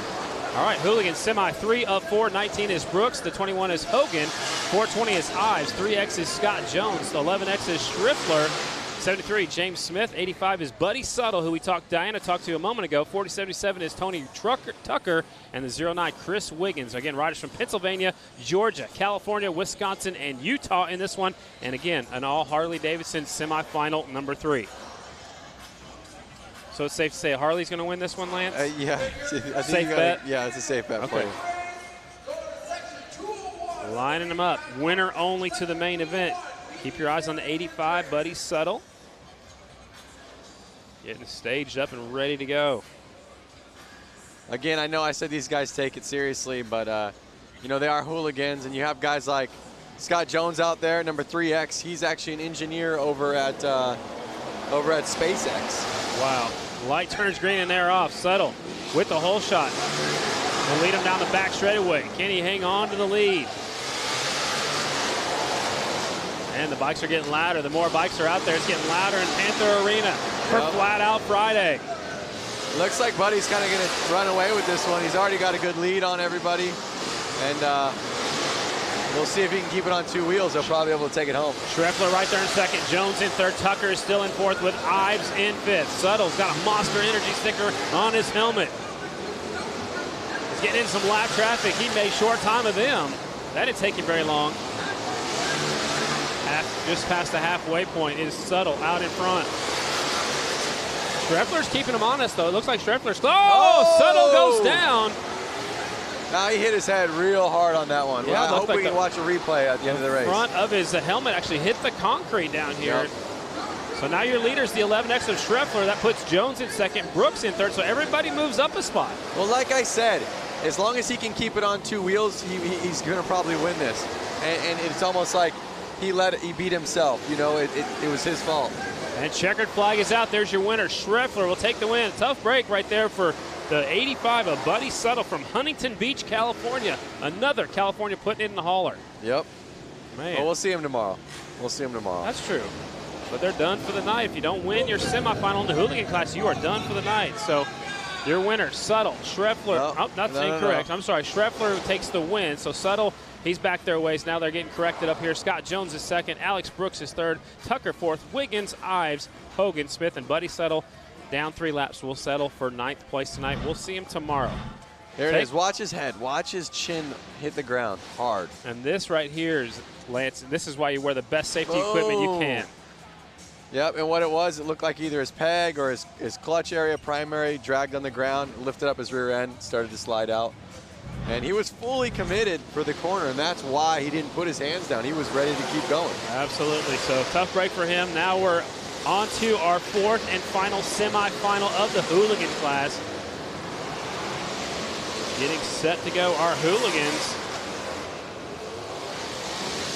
22. So this one's got the Mark Atkins in there, so Rusty Butcher, crowd favorite. 22 is Atkins, 33 is Chris Hansen, 7 is Hicks, 51 is Holstein, 182 is Hunter Klee, 74 is Orloff, and 24 TJ Tucker, and 27 Josh Young. Another semifinal of all Harley-Davidson's riders from California, Wisconsin, Alabama, and Utah, and one from Ohio. There's the rider you were talking about, Lance, 22. Yep. Rusty Butcher, crowd favorite. He's won here at the Flat Out Friday before. It looks like he's got his cell phone out there. I'm not sure if he's taking phone calls right now. Maybe not, or maybe he's just doing some live video feed and probably put it on his social media. Getting set to go, the Butcher. Oh, Butcher gets a bad start. He's going to have to come from way back. 182 grabs the whole shot. Rusty Butcher is down. Uh-oh. They're still green, so it's a 182 in the lead. Hunter Klee is out front, so Rusty Butcher's at the tail of the lead lap. Here comes the 24. That's Tucker sneaking a peek up the inside. Is Rusty Butcher going to be nice and let the guys by, or is he going to start going fast and not let them get by him? I don't know. That's a hard one. I mean, you want to be in the main event, but you also know the fast guys are coming through, and he does the right thing. He pulls out of the way. Yeah, he pulls out of the way, lets the 2 leaders go by. Klee is out front, 182, showing the way. Hunter Klee. Oh! Did you see how much he stayed on it and just kind of slid around? All the way around. I hate when that happens. 182 out front. Hunter Klee from La Crosse, Wisconsin. I think what we're noticing tonight is the track is a lot more slick than these guys are used to. It's really about good throttle control and being really patient with your bike. What we've also noticed too, Lance, is it's not taking rubber like it normally does. They said they had the same issue in Cleveland. We're using Dr. Pepper syrup, the same stuff we've used before. Some people are saying it's because of the humidity in the air. I'm not real sure, but that's what the consensus is. Yep. Yeah, normally you'd see the track get a lot more black marks on it. Hunter Klee still out front, though. 1 lap to go for the 182. Hunter Klee from La Crosse, Wisconsin, over by the Minnesota state line. And there's your winner, pulling the front wheel up in the air on the Harley-Davidson Sportster 182. Hunter Klee will take the win at semifinal number 4. Wow, it's such a bummer to see Mark Atkins not be able to make it into the main, you know? Looking over my shoulder, I kind of cheated, but Atkins threw it away again going into the pit area. So tough break for Rusty Butcher. You see him picking it up right there. Yeah, I was cheating a little bit, sorry. We'll probably see some better results out of him when we get to the hill climb or the beach racing. That's going to be a lot of fun tomorrow.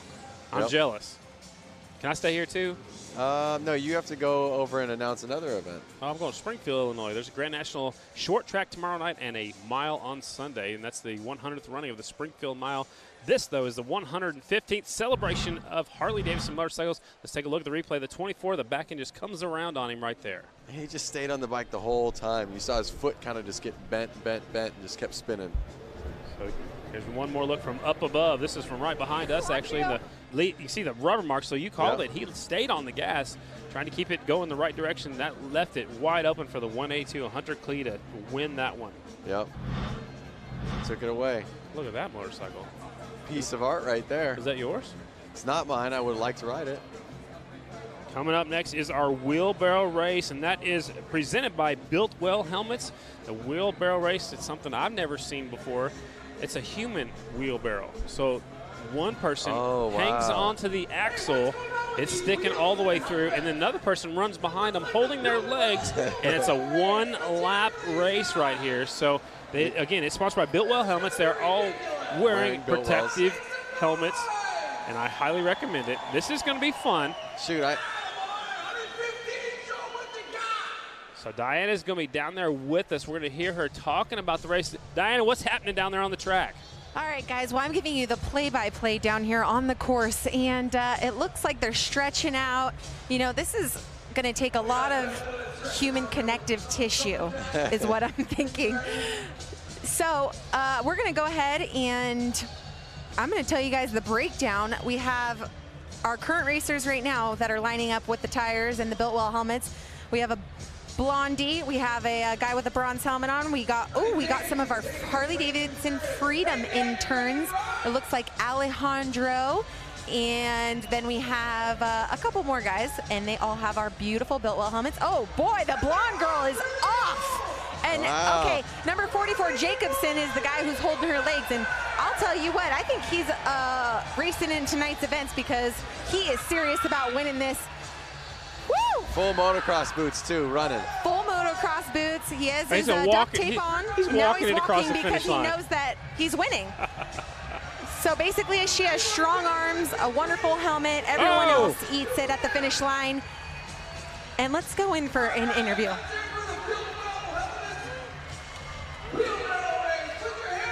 Getting right in there, Diana. Have fun. All right, you guys. So you have just won the Wheelbarrow Challenge. Gorgeous girl right here. The number 44, Jacobson. I mean, you were walking at the end because you knew you had it. Yeah, basically we got the whole shot and checked out. You know, that's what we train to do. And we work harder for this race right here than we do for any other race all year. So this is a big deal. So what kind of preparations did he have you going through to prepare for this? We've been training all year. We've been in the gym doing push-ups, pull-ups, running, everything. That's so important to us. Well, she made it happen. The both of them made it happen. Now we're going to move on to the kids' race. Guys, congratulations, taking a solid victory here tonight. Flat Out Friday. That was awesome, man. That Biltwell helmets human wheelbarrow race, and that's Dan Jacobson. He'll be racing in the Hooligans a little bit later on. He looks like he's already sweating. He must have already raced, but we'll see him a little bit later on. Now we got the kids' race coming up next, and this was probably the most popular race we had back in February. Yep. We have a bunch of kids out there getting to kind of prep themselves for when they can get on a dirt bike or a motorcycle themselves and race this race. So they'll get their chance to go around this racetrack just like all the other classes are, as the wheelbarrow race contestants are going off the racetrack. Let's go to Diana down there. Diana, tell us about the kids' race. Scotty, Lance, some very talented. This is what makes Harley-Davidson Flat Out Friday a family event, is a lot of these guys show up here, a lot of these gals show up here with their kids, and they get to bring their bikes. You know, usually they roll around these in the pits waiting for mom and dad, hanging out when their heat goes. Well, we have their own heat now.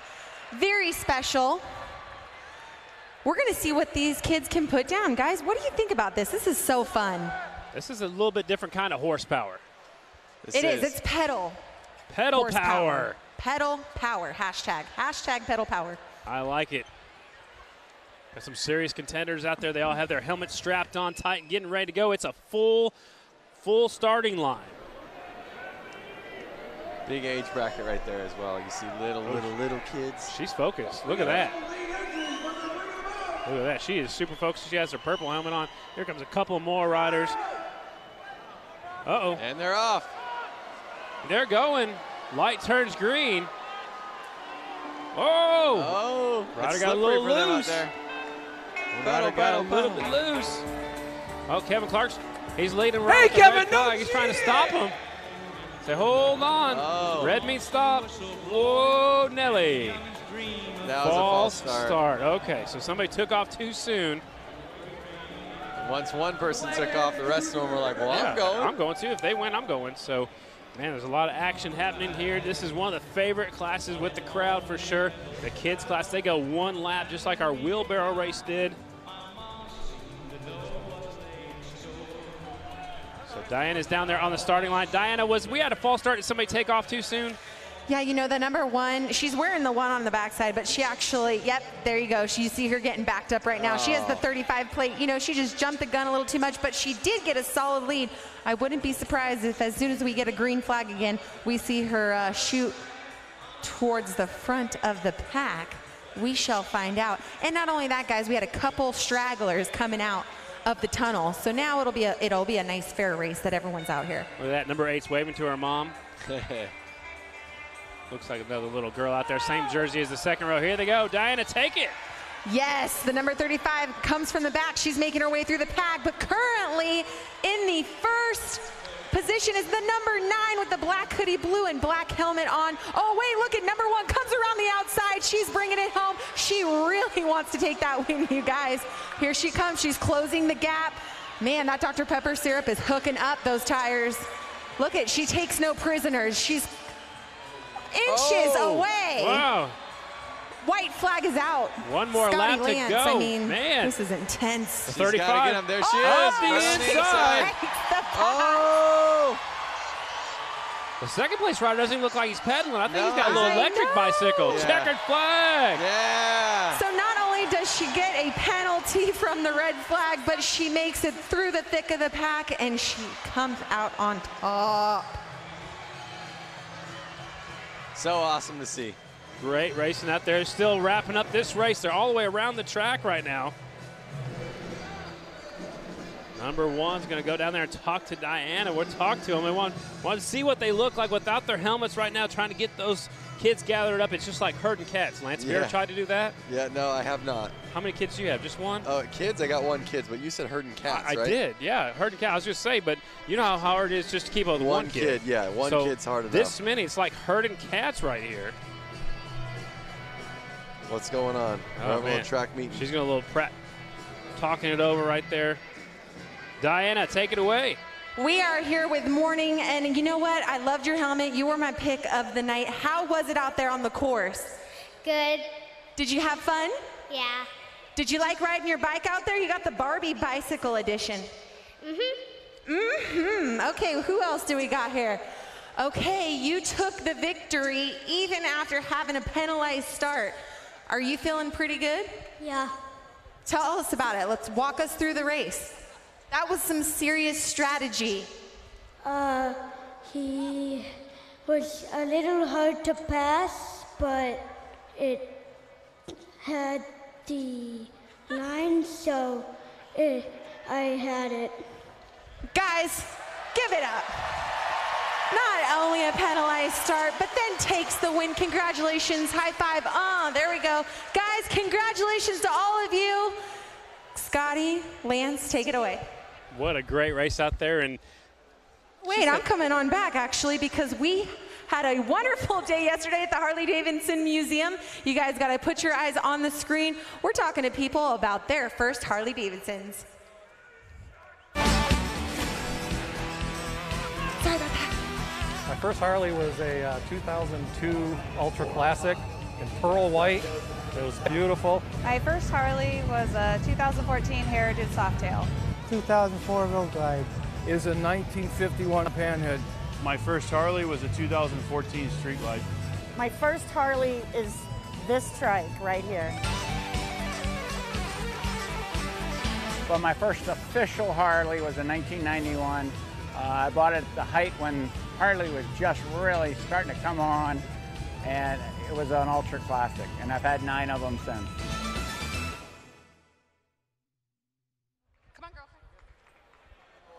My first Harley, my first Harley was was actually when I was 16, right when I can get my license. I made a custom Harley. It was a rigid, and it had an Evo engine in it, and I used to ride it so much that the gas tank would fall off. I mean, I built it myself. And then finally, in 2013, I bought a Dyna.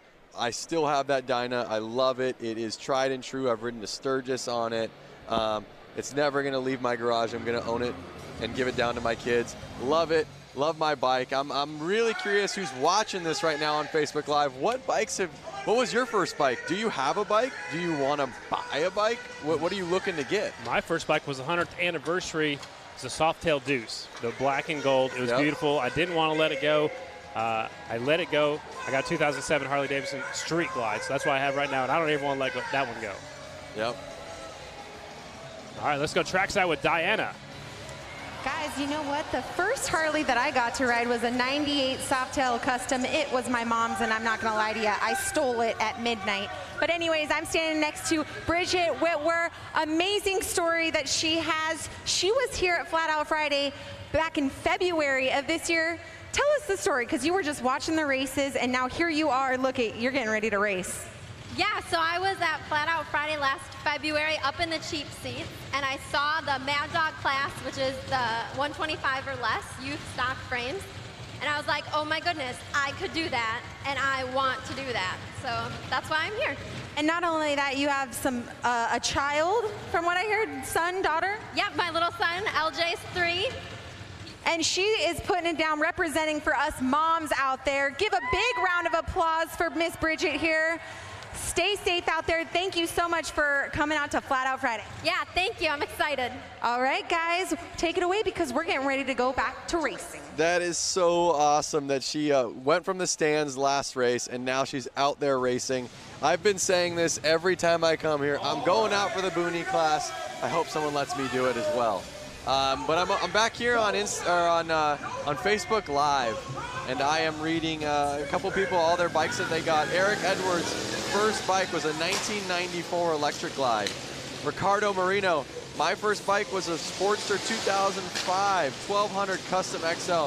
So cool to see riders on here watching the show that had started with Sportsters or started with road glides.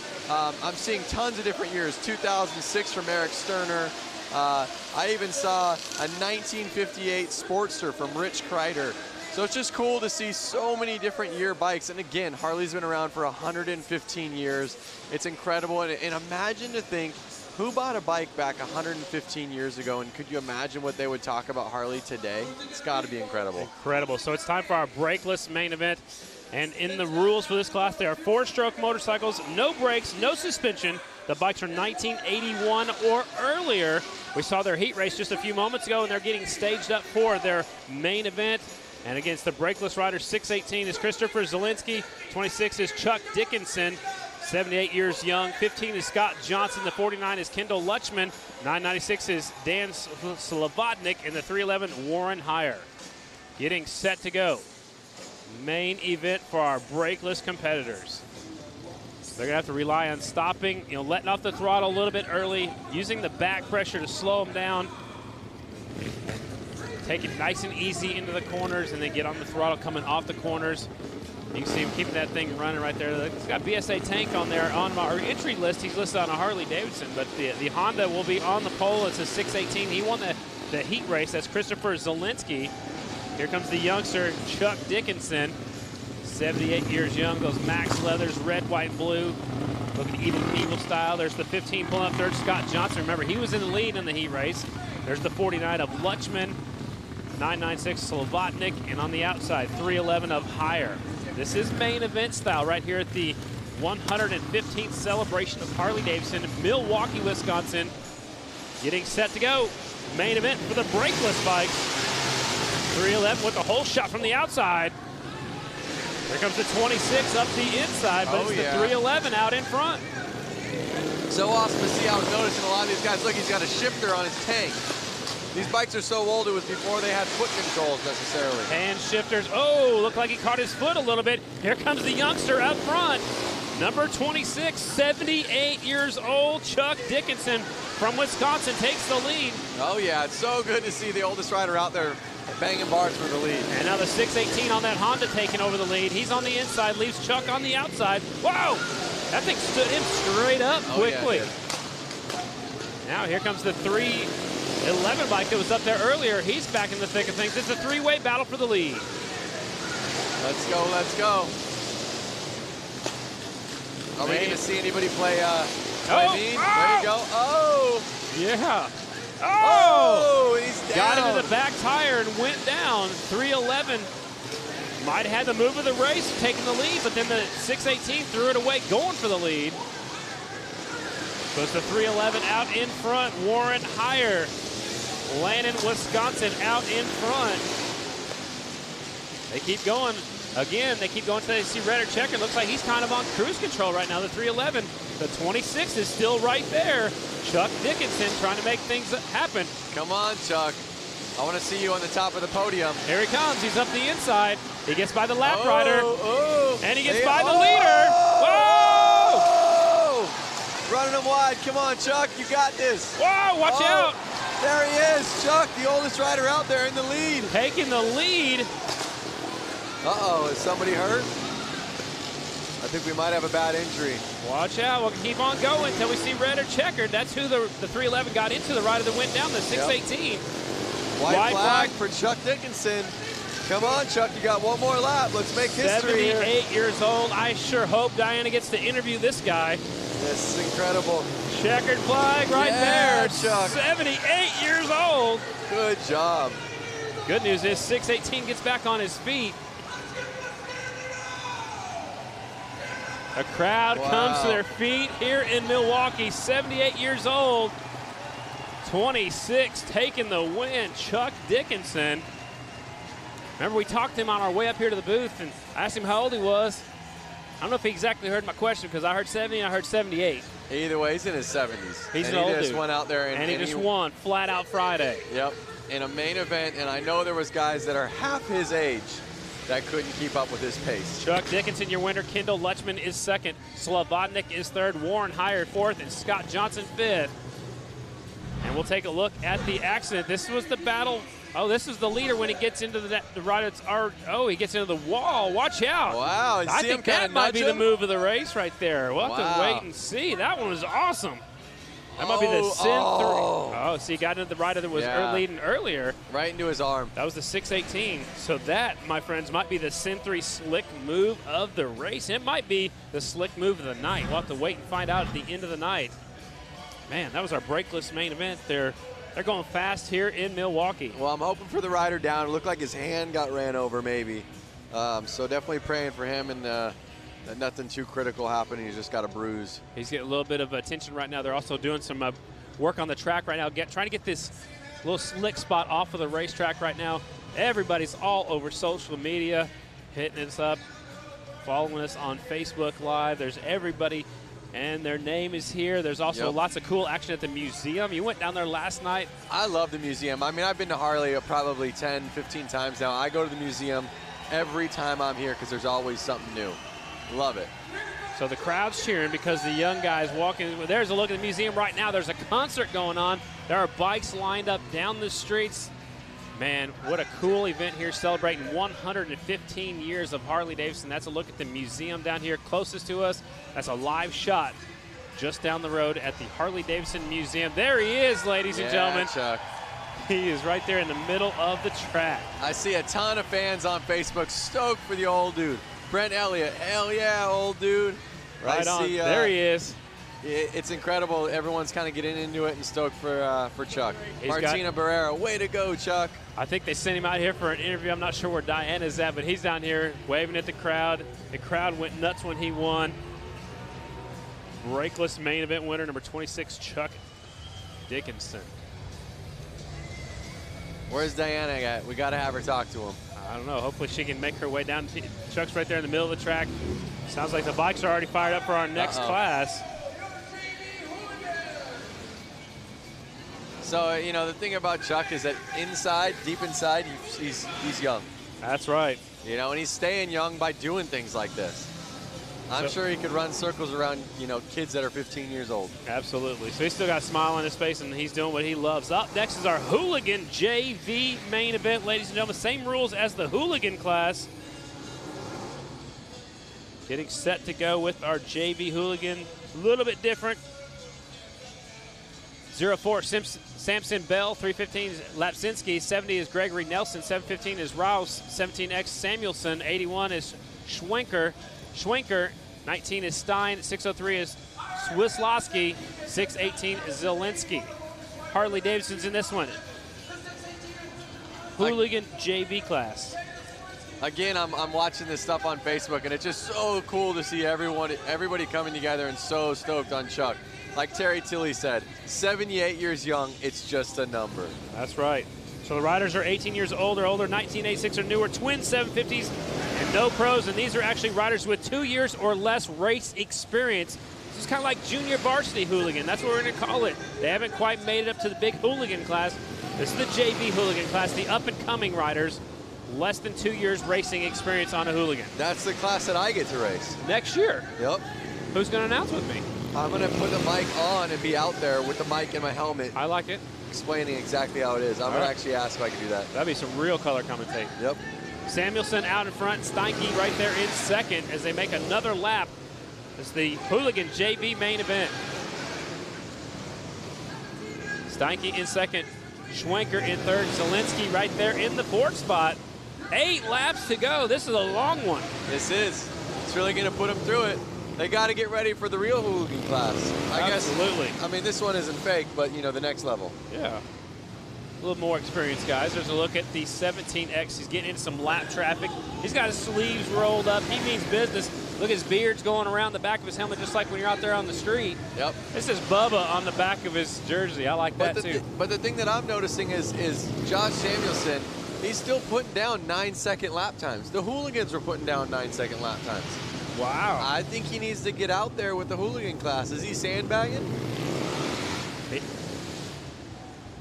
He might have to move up pretty soon, but look how low that back tire is on that 17X. I think the low tire pressure is enables him to get better traction coming off the corners. Yep. 19 making a move for the lead, getting a little bit sideways. This is the battle for the leads. They caught up to some lap traffic. Uh-oh. Battle for the leads heating up. The 19 is there. Bubba got by the lap traffic. That rear tire looks almost flat, though. Maybe it is flat. Maybe just on the bottom. Good look at it. Zoom in right there. It's the last lap. Hooligan JV main event. Double checkered flag coming out. There's your winner. Bubba Samuelson taking the win. There's a good battle across the line for everybody else. Steinke will get second. Zielinski is third. Schwenker is fourth. And unofficially, I got Bell in the fifth spot. All Harley-Davidsons out here in the Harley Hooligan JV main event, throwing up the hang loose sign right there. Look at the beard hanging out. Yep. Fear the beard. Fear the beard. Samuelson taking the win. Steinke is in second. Zielinski is third. Schwenker is in fourth. And Samson Bell is fifth. Everything just got adjusted a little bit. I think they added Adam Rouse up there to fifth spot. Sawinski down to seventh is Bell. And now let's go down to Diana. Chuck Dickinson, I didn't get a chance to talk to you earlier, but oh my God, the things that you put your body through, and look, here you are, you're standing, walking, no problem getting back on that bike. You're amazing. Well, it was a lot of fun. These guys are very competitive. The floor turned on just perfect for me, and just a lot of fun. 3 years, the third year I've been here, the other years I've been out in the hay bales and never finished, so I was just wanted to finish tonight. This is just super, and just all these people here. Well, everybody is cheering for you. That's got to make you feel good. Yeah, it's a lot of fun. It's just thank you for the interview. Well, you're very welcome, Chuck Dickinson. One more round of applause, you guys, just showing that age, there's no limit. Absolutely. Age is just a number, Lance. Yep. He did it. We heard that before. Absolutely. Again, I want to kind of go back to Facebook Live. I'm seeing Brad Galloway asked us, what are they racing on exactly? So for those of them that are tuning in right now that didn't get to hear the intro, they're racing on, well, it's a polished concrete, which is the standard floor of an arena like this. And they're actually spraying soda pop all over the floors. Just the syrup. Just the syrup. Right. Just to get a tackiness. Imagine when you step on syrup and it goes sticky on your shoe. Well, that's what they're riding on out there. So it is sticky, but then again, add in horsepower, add in speed. They're laying the bike sideways, and there could be some areas of this track that aren't as sticky as others. And it depends on where they're riding at, too. I think the more they ride on that Coke syrup, the more they ride on that Coke syrup, the stickier it'll get. That's Kevin Clark right there spraying the Coke syrup. I've heard it's Dr. Pepper syrup. Whatever syrup they use this year, that's what they spray on the floor. It's like a fine mist. Where that lands, it's got little speckles, and then you step on it, and you can feel it. It almost, in years past, it almost pulled your shoes off. Yep. They sprayed a little bit lighter this time. It's still got some tackiness, but when you get off the racing surface, it's a little bit slick out there. Yep. Up next is our bike build main event. This is a fun class. If you weren't here earlier, the rules are Milwaukee High School have 100 days to build a Honda CL or CB 175 flat tracker, and they are off in a hurry. 35 is Ezra Brewski, 83 is Chadwick Dennis, the 11 is Patrick Michaud, 07 Kristen Lassen, that's Lady Lassen, a 65 Stephanie Herbs. Those are the riders in this one. Ezra Brusky, he's the one that pulled away in his heat, and now it looks like he's doing it again in the main. I've actually called a lot of his races. He races this All-Star National Flat Track Series as well as the Steve Nace Racing Series. And Ezra Brewski, man, he is fast. He's from Wisconsin, and he's so smooth out there. Yep. And he got to build that bike himself in school. Uh-oh, rider down. I'm wondering if we got that on film. I'd like to see what happened. Chadwick Dennis lost it over here in turn number 2. He's walking it back to the pit area. Only 3 bikes left on the racetrack. Brewski is out in front, Michaud in second, and Lady Lassen right there in third. She's a mechanic herself. She's a motorcycle mechanic, and she's awesome. Yep, well, all of these riders, I think, were mechanics on these bikes. Absolutely, they got to build their own stuff, exactly. Brewski out in front, kind of on cruise control right now. He's catching up to the back of the pack.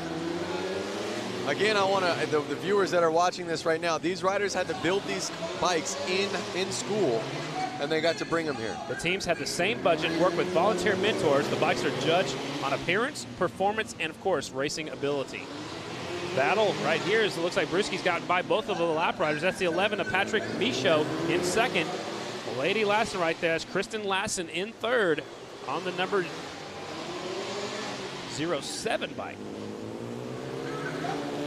2 laps to go for your leader, Ezra Brewski. He's in the 9-second range as well. Yep. Lance, I see you checking out the lap times. I'd like to see every 9-second rider get out there. Doesn't matter what bike you're on. There could be a hooligan bike. There could be a boonie bike. There could be these built bikes. It would be cool to watch. And there we are with the checkered flag. Brewski takes it away for the win. Like I said at the beginning, at the start, he did that in his heat, and he did it again in the main. Ezra looked really strong out there on the 35 bike. Second is the 11 of Patrick Michaud. And third is Kristen Lassen. Of course, they call her Lady Lassen on social media. Ezra's got to go jump on the next bike. I thought he was going. All right, so here's that wipeout that I was hoping to see. Let's check this out. Number 83 on the blue bike. So this is going for that second spot. Oh, man. Again, it's that clutch side of the bike, touching the ground, and lifting the rear wheel off the bike. So I think one thing we're noticing is you want to lean it over to get around the corner, but you got to be careful, and you can't lean it over too much. That's what happens when you're in these small arenas. Yeah, the back end lifts up, and the back wheel comes around. So looks like our hooligan main event's going out there onto the racetrack. We'll try to find our start list up here where we're at. Again, you can hear these bikes in our microphones and how loud it is and the energy in this arena right now. Well, this is actually the open amateur main event, so let me get situated up here. There's your starting lineup. 89X is Blasky. 07 Ezra Brewski going back-to-back. 93 is Jeff Johnson. 90 is Brady Lang. 08 Zaria Martins, a female rider. 75 is Jacob McCutcheon. 06 Laurel Prock. 77 Marcus Rochlow. 95 Nathan Walschlager. 28 Ethan White. 240 Jeff Wick. And the 110 is Weingear. And here we go. Brewski's going back-to-back. This is our open amateur main event. Excitement levels picking up out here. Definitely the racing's picking up. There's more bikes on the racetrack. It's getting super exciting out here at Flat Out Friday. Light turns green, they're off. Oh. Down the back straightaway, it's a 90 bike out in front. That is Lang. Brady Lang is out front, number 90. Growing up, his amateur number was 00. Well, he starts moving up. He can't be 00 at the pro level, so he's put on 9 in front. So Brady Lang is out front. The 06 is right there second. It's Laurel Prack. And then Ezra Brewski's right there in the third spot, who just won that last group. Yep. Now these riders are down to an 8-second lap time. So they're picking up. Rider in third just went down over there coming off the last corner. Still the 90 bike out front. Looks like his leg's trapped underneath the bike. You see his foot's underneath the foot peg. That's a tough break for him. We'll try to pick up. See that back wheel still spinning. Be careful. There's a look at your leader, Brady Lang. His brother will be racing tomorrow at Springfield. Oh, now the red flag is out. All right. I think he was just too unsafe to have the rider in the middle with all the track maintenance out there. He was right there in turn 4, right on the racing surface, so tough break for him. Ezra stops over there to talk to him, say, hey, man, that's good sportsmanship right there. Say, hey, I didn't mean to put you down. We'll take a look at the replay right here. Watch the battle for second coming into turn number 3. 07 goes up. Oh, so he hit the inside turn poles, right? See, there's little discs right there. Yep. 07 hit those, and that lifted his front wheel up, and he got in to the 06 right there. So 06 puts his hand up as he's going down. It's Laurel Prack, and again, he was trapped underneath that motorcycle. That's why the red flag came out. Was it good sportsmanship, or was he over there yelling at him, go, hey, dude, calm down? I think he was like, hey, man, sorry. You know, I'm sure they'll get to see it later and watch it later and regroup, but I think he is good sportsmanship. I know Laurel's a great kid, and he went over there to make sure his buddy was all right. And I know these guys race each other all the time. And, man, it's a tough break for him. So, uh-oh, gas or oil on the track. That's going to make a slick spot right there. I don't know if they can see it. They're staging them up. Okay, so the bikes are getting hot. See, what's happening right now is they're just sitting there while they're idling. There's no fans, so the bikes are starting to get hot. If they get hot, they're going to overheat, which will put, fluid on the track. So they don't want the bikes to get too hot. So they're going to line them up now and restart it. Again, you got to get the air going through the radiators. There's no fans on these bikes, because that takes away horsepower or whatever they believe. But they're motocross bikes, no fans. They're made to go. Exactly. You got to keep moving. So, we're going to have a staggered restart, just like we do on the Grand National circuit. Notice they found that oil. If you look on your upper left-hand corner, they're cleaning up that oil off the track. They must have saw it on the big screen. Diana, what you got down there? You guys, I'm just hanging out trackside with Cowboy Cerrone. Big round of applause for this UFC fighter. I mean, you're the epitome of a cowboy. You like to ride Harleys, you go out on boats, you ride horses, you do it all. Yeah, this is unbelievable. I tried to get out here and do this, but they wouldn't let me, so.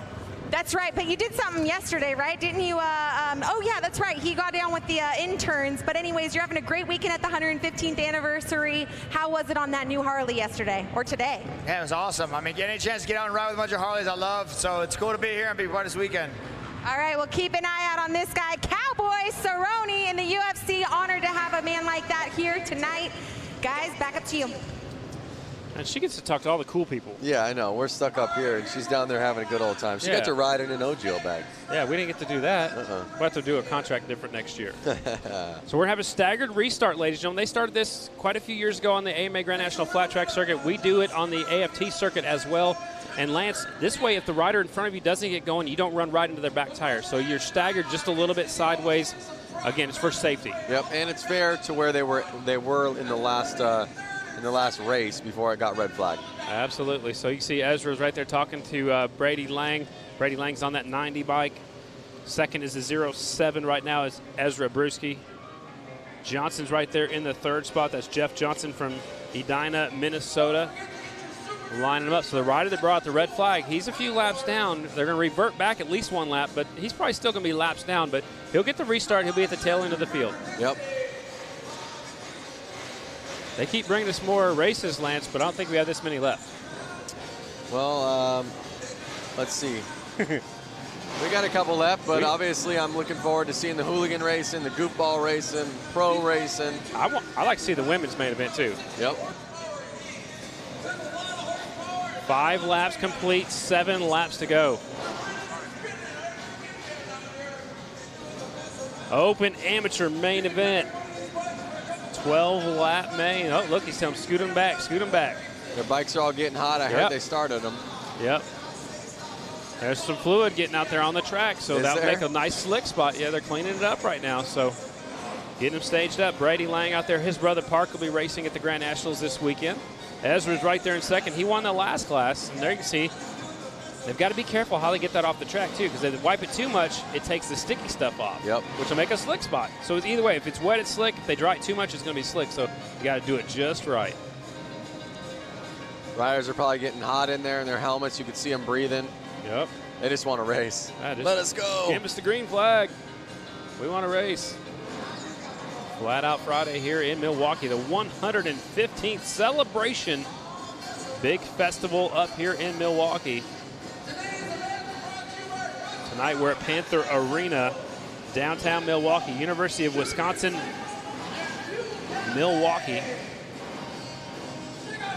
Did you know the Milwaukee Bucks won an NBA championship in this building? I heard that this morning. It's incredible. It's so cool to see it. So many different sports have gone on in this arena. And they're set to go. Here we go. Watch the light. Oh.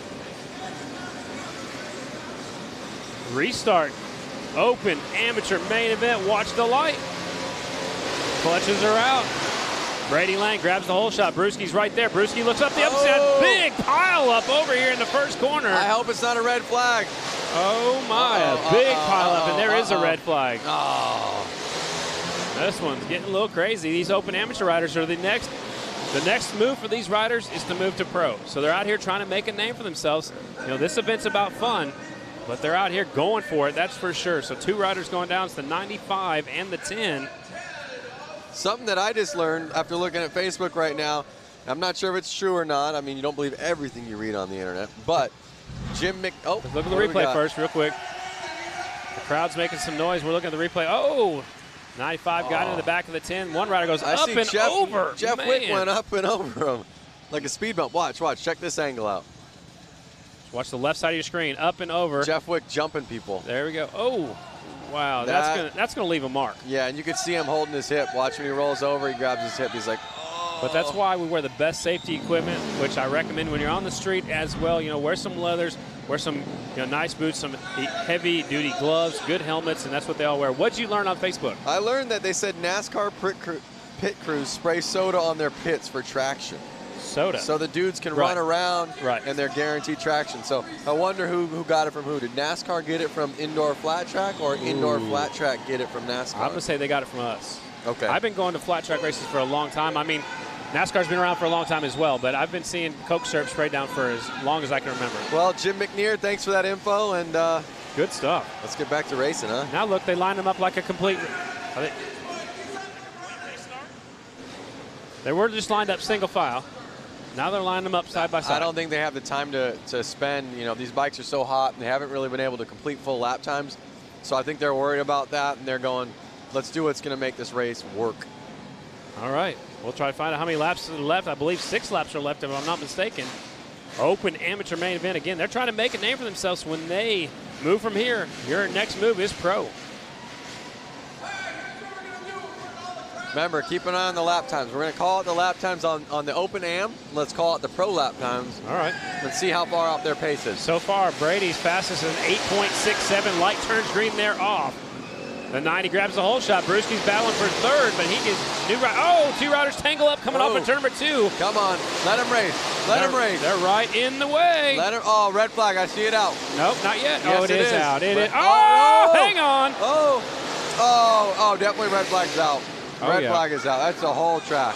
Whew, man, things got crazy over there coming off of turn number 2. Wow. How many red flags is that? I lost track. 3? At least. 3 red flags? At least.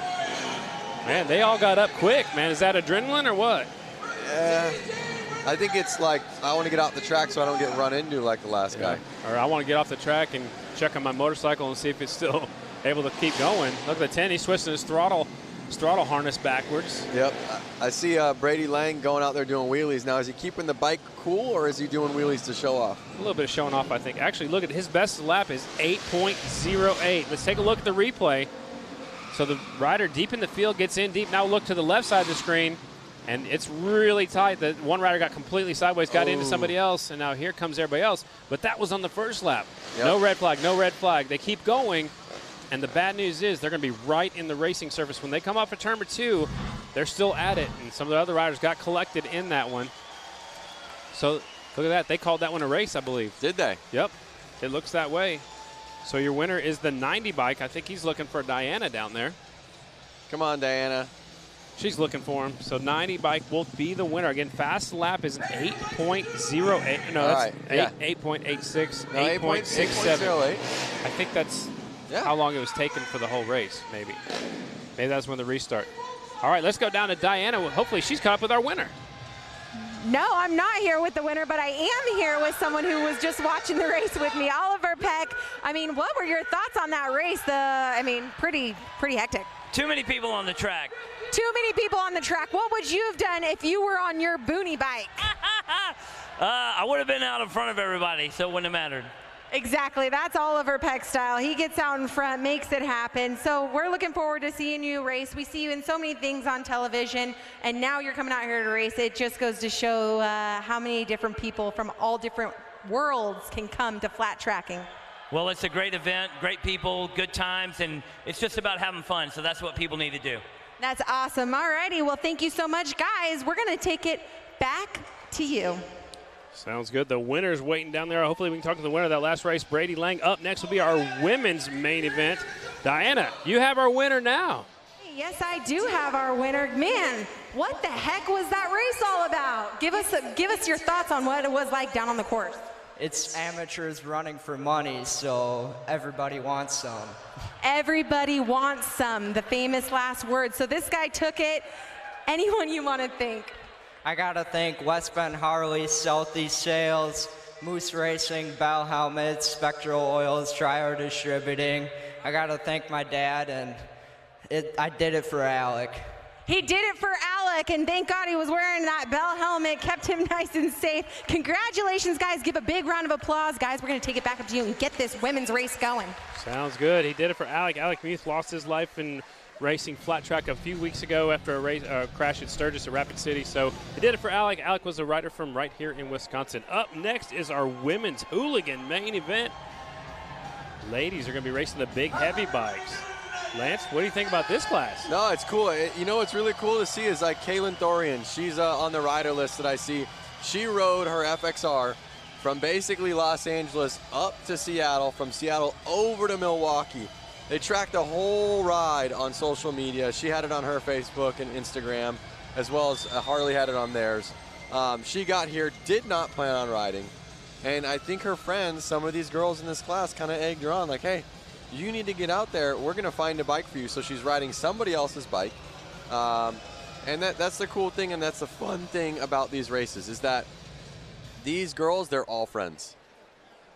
So they're getting them set right now. It's the women's hooligan class. The rules look like this. The riders are 18 years older, 1986 or newer bikes, twin 750cc's or greater motors, and the bikes have stock OEM engine, street legal frames, and no pros are allowed. And right now they're doing a little track maintenance right now. There's the wheelie wizard. His name is Tyler Shepard. This kid's been riding wheelies forever. He's not a kid. Oh, there goes the front end. He's still on the back wheel. Look at this, Lance. This guy's got some extreme balance. He does have extreme balance. No front wheel. It's a unicycle now. He goes to Harley dealerships all the time and does stunt shows similar to this. He's got a box van. He rides wheelies up and over. He's got a teeter-totter. He is awesome. His dad was a photographer on the Grand National Flat Track Series for many, many years. And then Tyler grew up. He said, hey, I can ride wheelies. And he's just been doing that ever since. Look at that one-hand wheelie going around in circles. It's the wheelie wizard, Tyler Shepard, as they do a little track maintenance right now before we get into our women's hooligan main event. Look at that, no front end. Yep. He's not letting off the throttle. He's just keeping it nice and smooth. There he stands it up. All right, he's making some noise up here in the crowd. He's having some fun. Is that his real name? Like, does his license say Wheelie Wizard on it? I bet it does now, but his real name, he was born with Tyler Shepard. So he may have changed it, but that's all I know him as. In my phone, it's a Wheelie Wizard. Like I see some friends from my hometown in the crowd right there. Really? Yeah. All the way up here in Milwaukee. Yep. All the way from LA to Milwaukee. Die-hard motorcycle fans. He's going to pick up his front wheel. He's going to carry it away. Diana, what's going on down there? I'm just hanging out with our women's hooligan racer, Red Nixon. Give a big round of applause. So as we're doing track maintenance out here and we're getting the Wheelie Wizard to, give us pure entertainment, tell us about your class and what bike you're riding. I'm on a Sportsman 1200, and I'm riding with a bunch of badass babes. We're just out here having fun, and hope you guys enjoy the show. What kind of inspiration can you give to another woman who wants to get into hooligan racing? Anybody can do it. Anybody. So they better get out here and do it. Hell yeah. All right, well, you heard it first from Red Nixon. Guys, these girls are about to lay it down after they lay down this rubber. So give a round of applause to these ladies. Thanks a lot, Diana. So what they're doing, that's a quad, Lance. It's got a Harley-Davidson engine in it. He's going out there and making sure there's no more moisture on the racetrack, putting down a little bit of rubber so these females can get a hold of the racetrack. That's awesome. I couldn't stop staring at that quad when it was in the pits. I thought you were going to get on and ride it for a little while.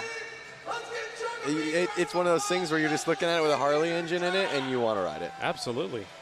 Everything's cool with a Harley engine in it. Absolutely. Go-kart, motorcycle, Doesn't matter. quad, little cars. I wonder how hard it was to squeeze that into that frame. He probably had to build a whole new custom frame. Yep. Coming up next, our women's hooligans class. Again, the riders must be 18 years older, 1986 or newer motorcycles, twin 750 cc's, and that's not a twin. Uh-oh, what They're class changing is this? it up on me. Mad Dog main event. So we got all excited for our women's. This is our Mad Dog main event. 200 cc's or less, 100 to 200 cc's, 4-stroke bikes, riders 18 years old and older, a race for adults to be competitive at a more affordable level than open amateur class. So again, here's a look at the riders in the Mad Dog main event. 117, Scott Beck. 77, Wayne Evans. 01 is Brett Henke, who won the semi earlier. 11, Zach Hitman. 75, McCutcheon. At 47 is Peter. 520 is Pipke. 17, Chelsea Samuelson. 8 is Sheely. 63 is Toso. 23 is Whitworth. And the 618 is Zielinski. Well, it's cool to see all these names in here. I had a chance to talk to Scott Beck out in the parking lot when I came in, and he just had a glow around him, and he was so excited to go out and race. He was saying, I haven't raced since I was a little kid. And he came here not thinking he was going to race, and you know, I think his friends kind of pushed him into the race, and now he's out there in the main event, and I'm sure his grin is from ear to ear, and he's going to have a blast. Yep, and he looked good earlier today, so he's having some fun. Again, it's a lot different, you know, than what you normally ride these little bikes on. These probably guys have probably never raced on concrete. There's one of our female riders pulling up there to the line, and she is in the Mad Dog. We might see her again in that women's hooligan class. We'll have to wait and see. That's Chelsea on the 17 bike. Chelsea Samuelson from Frazee, Minnesota, and that's a Honda. Mad Dog class. You see a lot of different size bikes in here. I know that there's a little bit of a range of CCs, but look at how in that CC class, how many different size tires and heights of bikes there are. Yeah, look at that one compared to that one. Exactly. The 520 looks like a pit bike. This looks like a trail bike possibly. Yep. You know, you just never know. There's a Grom right there. Yep. That's a Honda Grom, the 117. Scott Beck. You know whose bike that is, don't you? I think that's Eric Jensen's. Yeah, our boss. Yep, he should have been out there racing, but I think you had too much on his plate. He wanted to make sure we were doing our job. Yeah. Lining them up, Mad Dog main event getting set to go at Flat Out Friday here in Milwaukee. Light turns green and they're off. 63 with the advantage. Now the 8 takes things over. Sean Sheely will lead him down the back straightaway. And Sheely out in front, the 63 in second, 77 is in third. That's how they finished in their heat race. Hopefully we can keep the green flag out. I'm Rubber side down. Yeah. Uh-oh. 60. Oh! Man, good save right there. That's Toso on the 63. T-O-S-O, Toso. New rider taking over second. That's our female rider. That is Samuelson. That's Chelsea up to second. 9 laps to go. 8 bike out front. Sheely showing the way. Toso now scored in second. So Toso's making up some time. He's now scored in second. There's the 63 of Toso. I don't know if that's right. That's what we're seeing on our screen. The leader definitely is the 8 motorcycle. Yep.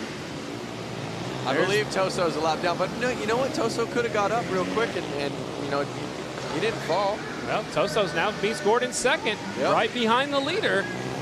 Leader looked like got a little bit slick coming off that last corner right there, so it is Sheely out front. Toso's in second. McCutcheon now up to third on the 75. Oh, push him wide. There he is. I don't think he knew anybody was coming as they get by a down rider. No harm, no foul. Yep. 63 your leader. That's Toso. One more rider goes a lap down. Sheely in second. McCutcheon third. Evanson is now in fourth. Henke is in fifth. Looks like Toso is definitely the fastest rider out there.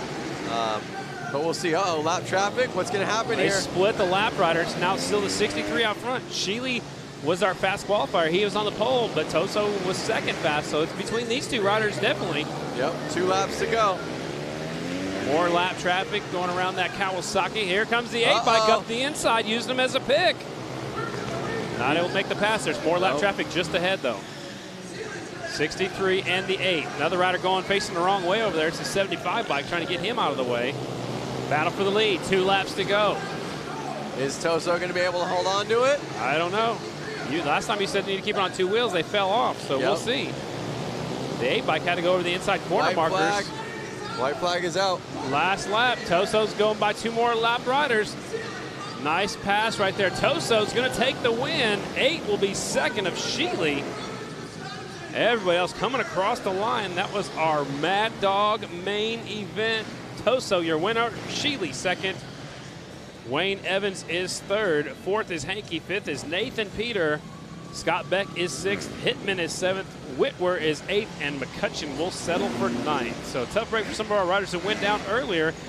I lost Chelsea. Chelsea Samuelson was up there in the lead for a little bit. Here's the battle for the lead. 63 trying to sneak up the inside.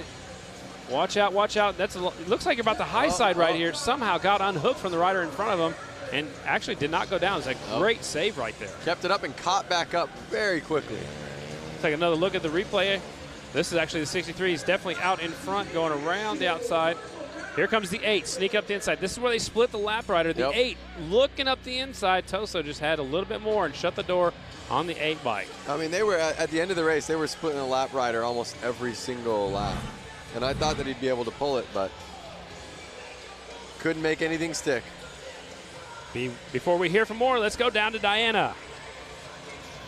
The Harley-Davidson 115th anniversary is here, and we're getting it started tonight with the Flat Out Friday races. Tomorrow at noon Eastern, we will be 30 miles north in Slinger, Wisconsin for the Harley-Davidson Hill Climb. 5 classes of bikes compete at Little Switzerland Ski Resort, where they have created not 1, but 2 hill courses to climb. The front side with multiple jumps and a mogul field to maneuver. Then the riders move to the back side of the hill for the 35-degree angled second run to really challenge their climbing skills. Again, that starts at noon Eastern here on Facebook Live. But we're not done there. What would Labor Day weekend be without a trip to the beach? I'm talking about Bradford Beach. Harley-Davidson has spent the last week turning this popular Milwaukee beach into a racetrack for the finale of our weekend celebration. 6 classes, including the Trog 45, Brakeless, Vintage Sportster, and Hooligan, will compete on this quarter-mile oval track on the shores of Lake Michigan. The Bradford Beach Brawl starts at 6 p.m. Eastern here on Facebook. A great weekend celebration, and we are bringing it all to you here on Harley-Davidson Facebook Live channel. I am looking forward to the rest of the evening and tomorrow's racing. It's going to be a lot going on tomorrow. There's still a lot left down here on the racetrack. Looks like our female hooligan riders are getting set to go with their main events coming up next. They look like they're excited. Look at that dancing. Getting set to go with our women's hooligan main event. That's Lady Lassen right there. She's got the #1 Harley jersey on. It looks like all these lady hooligan racers have the male hooligan racers as their pit crew. That's a smart move right there. I mean, get somebody to help them out that knows what to do, that knows what's going on that's racing also. So give them some pointers and send them out there on their way. Again, our women's hooligan main event up next. Riders must be 18 years old or older, 1986 or newer engines, twin 750s or greater motors. Bikes have stock OEM tires and engine street legal frames and no pros. Diana, what's happening down there? You know, guys, watching these girls, giving me a little bit of motivation. You might see me back here in February on one of the hooligan. I might have the same setup, a hooligan as my pit crew, and then I'm just riding their bike. I think I might do it, guys. We're going to have to work on getting a microphone that we can all go out there and just race and do all this talking. Lance, I think that you're all talk, and I'm going to actually play the game. All right, well, we're going to talk to Eric and see if we can make this happen. I'll ride the pro class. And then you're not allowed to ride the women's. Scotty. Now it's me versus Diana. Now it's just you know what? It's going to be the MC's race. That's right. Eric said we can do it. So I'll ride the pro class. You two can go against each other. We're all just going against each other. The three of us, all of us have mics on, and we're all yelling, bantering, racing. All right. I'm in. That's what Flat Out Friday is all about, having some fun, that's right. Women hooligan main events getting set to go. The riders in this one, the 11 of Hannah Lang, the 66 is Red Nixon, 13 Ashley Wood, 38 Leah Orloff, the 3-bike Leanna Acevedo, 46 Kaylin Thorian, 79 Stephanie Sunker, and the 09 Kristen Lassen. That's Lady Lassen out there on the 09 bike, getting set to go. Now I know Kaylin's definitely nervous out there. She texted me this morning. She's like, I don't know, everyone's gonna be making fun of me. I'm like, no, we're out here to have a good time. This is all applauding people. It's like, get out there, be courageous, have fun, and make it safe. They're going to give them a couple laps again to check out the racetrack. It's been a little while since they've been out there. Warm up their bikes, warm up the tires just a little bit, and we'll stage them up and turn them loose at the 115th Harley-Davidson Bash up here in Milwaukee. All these are Harley-Davidsons in the women's hooligan class as well. You see them slowing them down a little bit. I think they want them to take it easy, warm up the track a little bit, warm up your bikes, warm up your tires.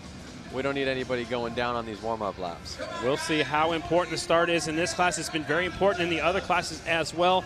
And we'll see who has some experience on these big, heavy motorcycles. Twin motorcycles. All these are Harley-Davidsons in this one. 2 rows of motorcycles. Women's hooligan main event. It's awful quiet out there. All right, here we go. Yep. Starter says, watch the green light. Light turns green. Rider from the inside goes a little bit wide. Here comes second place up the inside. They are not letting off. Elbow to elbow right there. 38 out in front. Leah Orloff. And she's having problems. The 11 comes by. She was looking down at her gear shifter going, wait a second, why am I in neutral? Battle for the lead. Now it's the 11 and the 38. Can the 38 get back out in front? We're going to have to see what happens. They're on it. Last lap, 10.41. So you're right there. They're not too far off the pros. Nope. They really aren't. Really tight course here at Panther Arena. Out in front, Hannah Lang showing the way. Lap traffic up next. I like her outfit, pink and black. One of the things that's interesting is that a lot of these girls out here, they ride Harleys on the street, and they're used to wearing probably more of a leather boot, tennis shoe, something like that. Now they're out there in motocross boots, and that's going to make the shifting and the brakes feel so much different. Absolutely. So picking up one of the riders over here that fell down coming off a turn before. They keep on going, though. Halfway through this main event, our women's hooligan main, it's still the 11 bike out front, the long blonde hair flying behind her helmet. Hannah Lang out there in the lead. Looks like Orloff is taking over second. Lady Lassen now is up to third. Nixon is in fourth on the 66 bike. What's she got to do to win this one now? She's just going to have to keep the rubber down. Last lap, 10.51 seconds. Still in lap traffic.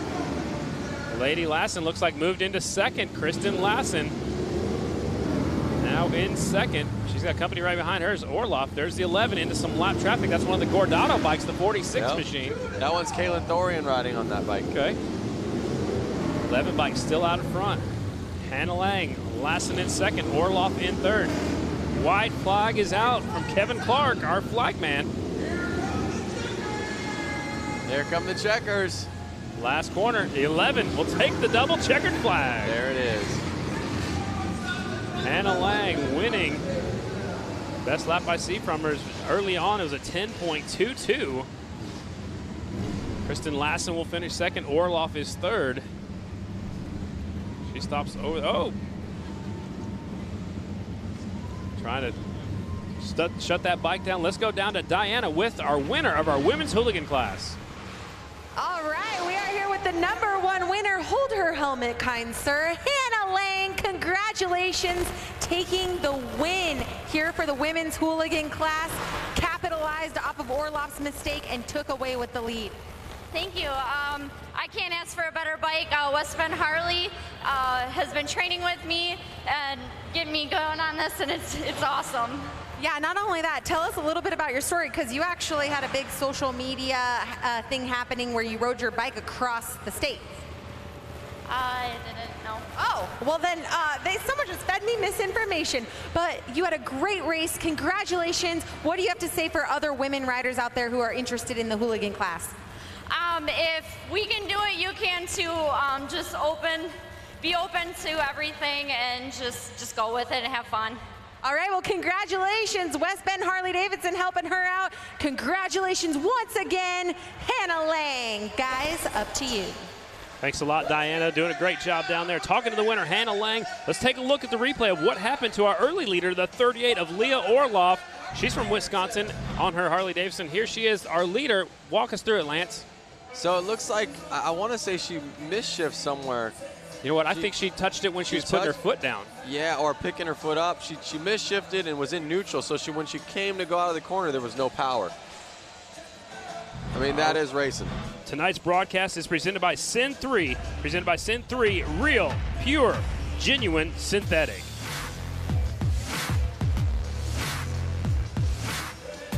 Coming up next is our vintage main event. The vintage motorcycles are coming up next. I don't hear them fired up just yet.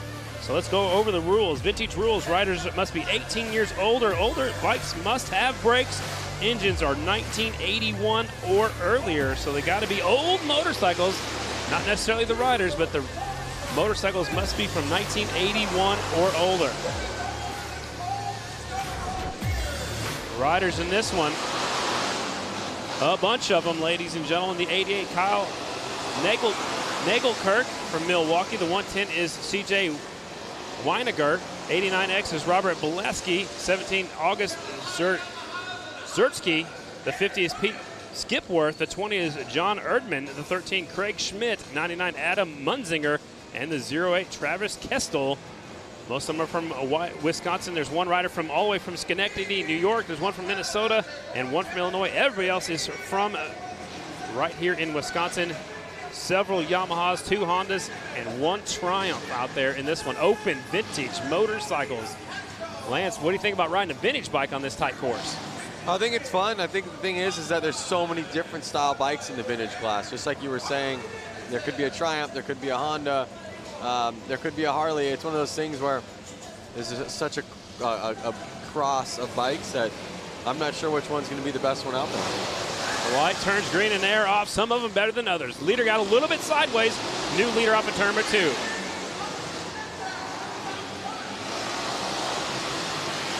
'88 is out in front. That was our heat race winner. Nagelkirk is leading. He's got a big lead already, Lance. Yep, he's taking off.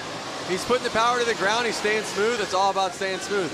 The TT500, I'm assuming the single-cylinder Yamahas that were really good back in the day. Make some great vintage motorcycles. 88 out front. Look at that. Laying it really far over, Lance. Will he possibly drag the foot peg or the case like they were seeing earlier? It looks like that bike has a little bit better of a lean angle where the peg could be a little bit higher up and they're not going to scrape. All right, so it's probably set up a little bit more for flat track racing than some of our hooligans. He's actually got tape around the foot peg, which is for safety, and it looks like it's really loose. So when he gets over that far, it lifts up. Yeah, so the tape is sliding on the ground and then the spring's taken out of it. So the peg's actually kind of moving with the ground. It looks like he's running very low air pressure like we saw in some of the other classes earlier too. So 88 definitely knows his way around an indoor. Little puff of smoke. Whoa. He's trying to get around that lapper. It's kind of making him ride a little different. The 110 is caught up to the back tire. Weiniger. They get by the 08 now. 88 still is your leader. Nagelkirk. Weiniger's in second. Blaski's in third. More lap traffic in front of the leader. No harm, no foul. Leader's got a little bit of breathing room. Yep. He's almost a second ahead of second place. Trying to track like this is a lot. Oh, we lost a rider right behind the leader coming off of turn 4. That was the second place rider. That was the 110. 110 going down is Weiniger. The CJ Weiniger was in second, so that opens up the lead. Now here comes a battle for the lead now off of turn 4. Uh-oh. Checkered flag out. Man, 88 barely hangs on to the win. I think he looked back and knew that was second place on the ground. Yep. Another rider's on the ground over there off of turn number 2. Carnage everywhere. Blaski was pointing at him like, I almost had you. You know what? Look at the bike's leaking. It's hot. It's got oil coming out from it. 88 bike's got a lot of fluid. Oh boy. Yeah, the back tire is completely wet. That was probably set up so. Oh, uh-oh. Yeah. He set that up so the guys behind him. It was like a little like. That's why they all fell off on the last It lap. was like a little Batman trick. Or Spy Hunter. Remember that video game? I don't. Before your time. Mario Kart. Let's go down to our winner down there with Diana. The number 88, Kyle. Oh, man, you got the win here. And then look at your bike. It's just leaking all over that Dr. Pepper syrup. But you had a great race, nonetheless. Thank you. That was a bit of a disaster. Right before getting on the track, I lost my rear brake. And I'd just like to apologize to the rest of the racers for slicking the track. Well, that was very kind of you to offer the apologies, but congratulations on that race. Open Vintage Class, this is your winner, the number 88. Guys, we're going to go back up to some more racing. Sounds good, Diana. Looks like there's going to be a little bit of track maintenance going on right now. Up next will be our women's main event, but man, that thing was leaking oil that entire last lap, so that's why a few riders fell down. So it's going to take a little while to clean up the racetrack. Yep. 88 taking the win. What's going on social media? Social media is going great. It looks like a lot of people are asking questions, you know, what's coming up next, and we can tell them what's coming up next right now. Like you said, you have the women's class main event, Boonie main event, Pro main event, the headliner, the Hooligan main event. And in an extra class, the Goofball main event will be how we wrap things up here in Milwaukee. I feel like the Goofball main event is just us up here talking. Goofballs. Well, maybe we should race the Goofball class next year. I'm racing every class now. Any class you can. Man, getting set to go with our women's class. Our rules for the women's class, obviously you have to be a female. Same rules as open amateur.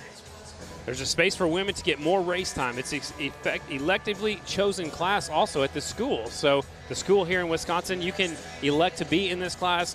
I like it. It's getting more women involved in flat track. Right now, there's just a couple on the Grand National Flat Track circuit. The most popular is Shayna Texter. She's the only female to win in Grand National competition. So what else is going on Facebook?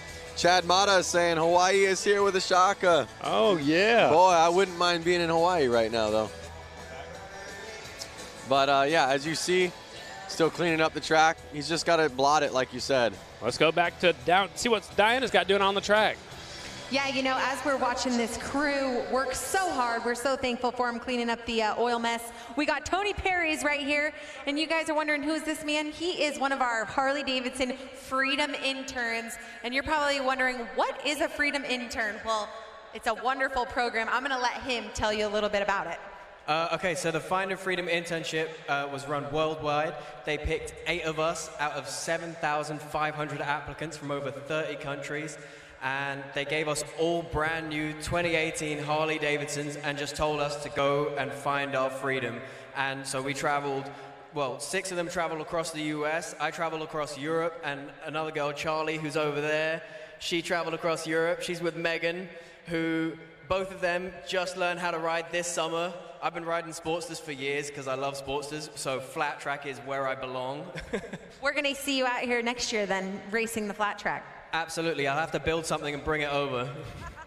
Okay, awesome. So just give a little bit about that experience going through Europe on a bike. I mean, it's pretty amazing that out of thousands of applicants, you just got a bike and got to ride all through Europe. Wouldn't that be anybody's dream job? Absolutely. I mean, I would have said that this was my dream job if I even knew that this was a job, but I didn't. So I used to just say that I wanted to be a chopper builder, but now I want to do this instead. Awesome, amazing. All right, well, give a big round of applause for Tony. We're so sad to see the Freedom interns go, and they're going to go off into the world here in the next, you know, what, week now. So, yeah, thank you so much for all you've done for Harley-Davidson. A big round of applause for this guy, and thank you so much, Tony. Guys, take it back up to you. Sounds good. Thanks a lot, Diana. It's awful cool to have these new programs to get people involved in Harley-Davidson and get people riding Harley-Davidsons and all across the world. Yeah, totally. And like he said, that is now his new dream job. He's already had it, but he wants it again. Absolutely. I couldn't imagine getting a bike and being able to ride through Europe. That'd be awesome. A lot of cleanup going on from that last rider who won the race, but they leaked a lot of oil. So what they're going to do is they're going to switch up the program just a little bit. Our pro motorcycles are going to come up next. They've got more experience, Lance. And I think it's good because the track's going to be a little bit slick out there. So they're sending the pros out next. We'll save the women for after that. It's funny. I'm back here on Facebook. Sorry, I was just looking at my phone. But I'm looking at it because Buck Lynn goes, if they want that cleaned up without any residual, they should use some brake cleaner. And now they all have brake cleaner out there. Maybe they were watching what they were saying. Yeah, so Buck, I think they were listening to you, and but they're cleaning. But the part with that, they got to be careful. If they use the brake cleaner, it's going to take off a lot of the Dr. Pepper syrup as well. So you got to be careful as you take that off. I'm sure they're going to bring your four-wheeler back out here with that Harley-Davidson engine out here and put some laps down to try to make sure it's all equal all the way around the track. Yep, I'm going down there right now to ride it. You're just going to try to do everything. I told you. I already said that. I just signed me up for every class. So we got a lot going on still. We still have a lot more races. Pro main event is up next, and we still have to figure out if we're going to go back to our women's class. We also still have our hooligan main event, which is what we all came to see, the Harley-Davidson hooligan class. Goofball main event is how we wrap up tonight's program. And the women's is on here. We just skipped them, and there's your quad. I thought you were going down there. Well, they wouldn't let me. Because you got to stay here. Yeah, they locked me in. Is that why you have handcuffs on? To keep you right here? I'm handcuffed to the chair. Yeah, you're not leaving. You're not leaving. Exactly. So there's the quad, and Harley-Davidson engine in there. It's got a lot wider tires than all of our motorcycles, so he's going out there right now just to try to put some rubber down, try to make sure it's not slick where that oil spill was. So our pros will be up next, then our boonies, and then our women's main event. Then we're probably going to get into our hooligans and then wrap things up with our goofball main event. So lots of fast guys signed up for the pro class this year. There are 6 entries, it looks like, going to make it into the main event. Fun crowd out here at the Panther Arena.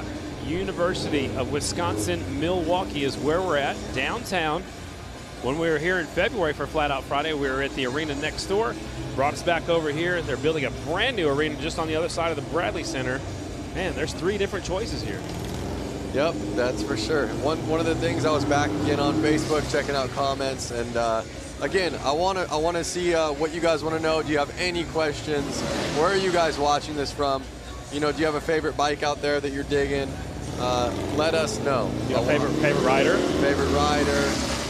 Favorite maybe person on the microphone. Maybe you could just say we know who that is. She's like down there. Listening to Lance. Well, maybe they want to listen to Lance Corey? Yeah, Lance Corey. That's you. That's me. Hey. Hey. Yep. All right, let's see what Diana has going on down there on the track. I am standing next to Marco Lazarovic. All right, if you guys recognize him, that's because you saw him here in February in the inappropriate class. You're in the goofball class. The reason why I picked him out of the crowd, and I remembered exactly who he was because he has this beautiful cop uniform on, but he also has a really wonderful saying that I love.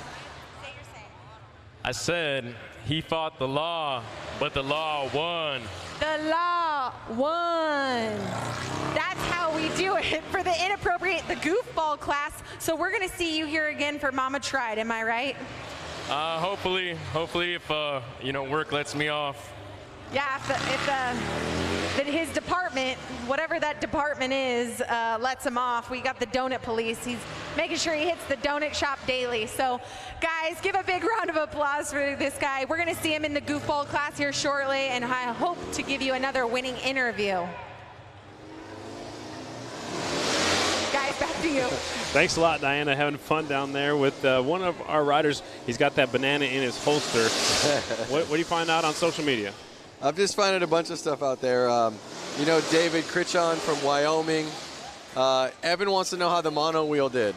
I think the mono wheel was on the maybe 3rd place, I think. But either way, he probably had a blast and he left with a smile on his face. That thing was leaning. It had some lean to it. It looked like they were having a lot of fun for sure. Yep, that's for sure. I mean, we're getting a bunch of people out here watching. Evan Krafusky. I want to say Hunter Howell. How did he do? Do you remember how Hunter Howell did? We've had so many classes, I don't recall that name. Yep. Again, they're working in the Dr. Pepper syrup right now with that quad, with that Harley-Davidson engine in it right now, making sure the track gets sticky enough. Pro main event coming up next. And then Robosaurus Rex says, I want to see more of the female flat trackers. We have another women's class coming up, and I believe 3 races. Absolutely. So pro main will be up next, then our boonie class, possibly the women's after that, then our finale, so to speak, the premier class, the hooligan class. A little extra encore will be the goofball class. So 5 races left out here at Flat Out Friday, downtown Milwaukee, Wisconsin, celebrating Harley-Davidson's 115th anniversary. Getting things worked in. Big day tomorrow. It's a big day tomorrow. Up on the hill climb. Yep. At noon Eastern. And then we go down to the beach. How about most of these riders are going to be racing all 3? I know the hooligans are. Wow. So we're going to have hooligan guys racing all the way towards the last race of the night. They'll be racing here till 9:30, 10 or something like that. Right. Waking up right when the sun comes up, going about an hour away, racing hill climb, loading their bikes up, riding or driving their bikes, I would imagine, over to the beach. Right. And then racing on sand. So indoors tonight, up on a hill tomorrow, and over on a beach in the evening tomorrow. That's a lot of racing. And you get to call all the action for all 3 events. Brando will be along with you tomorrow, Brandon Graham. That guy's awesome. Yep, that's exactly it. All right.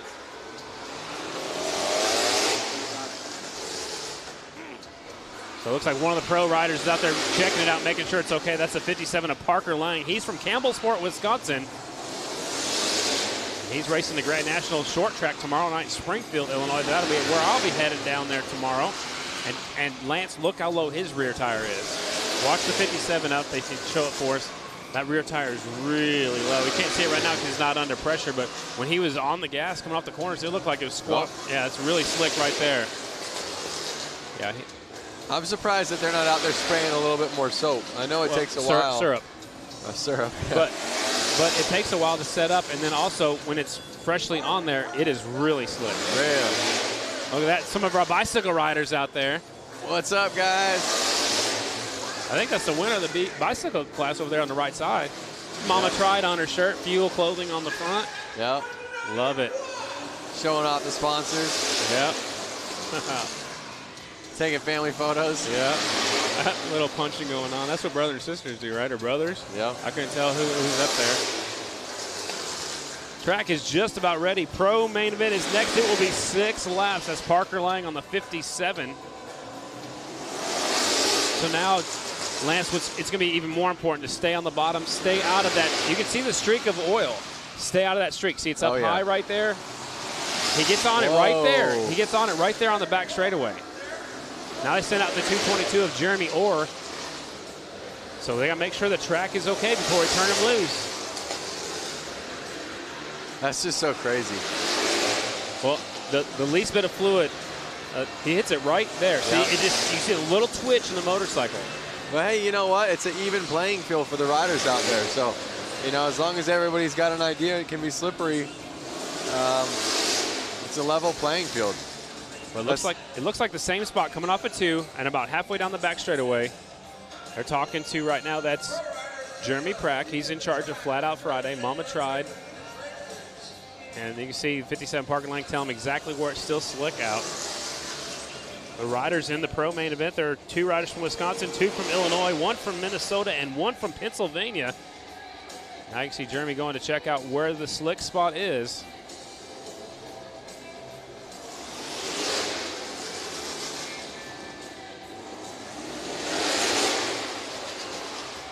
I think he needs to go a little bit wider out there, especially on the back straightaway.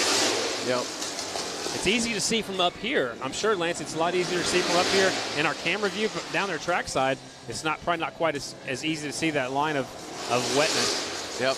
Or it was wet. It's oil, but.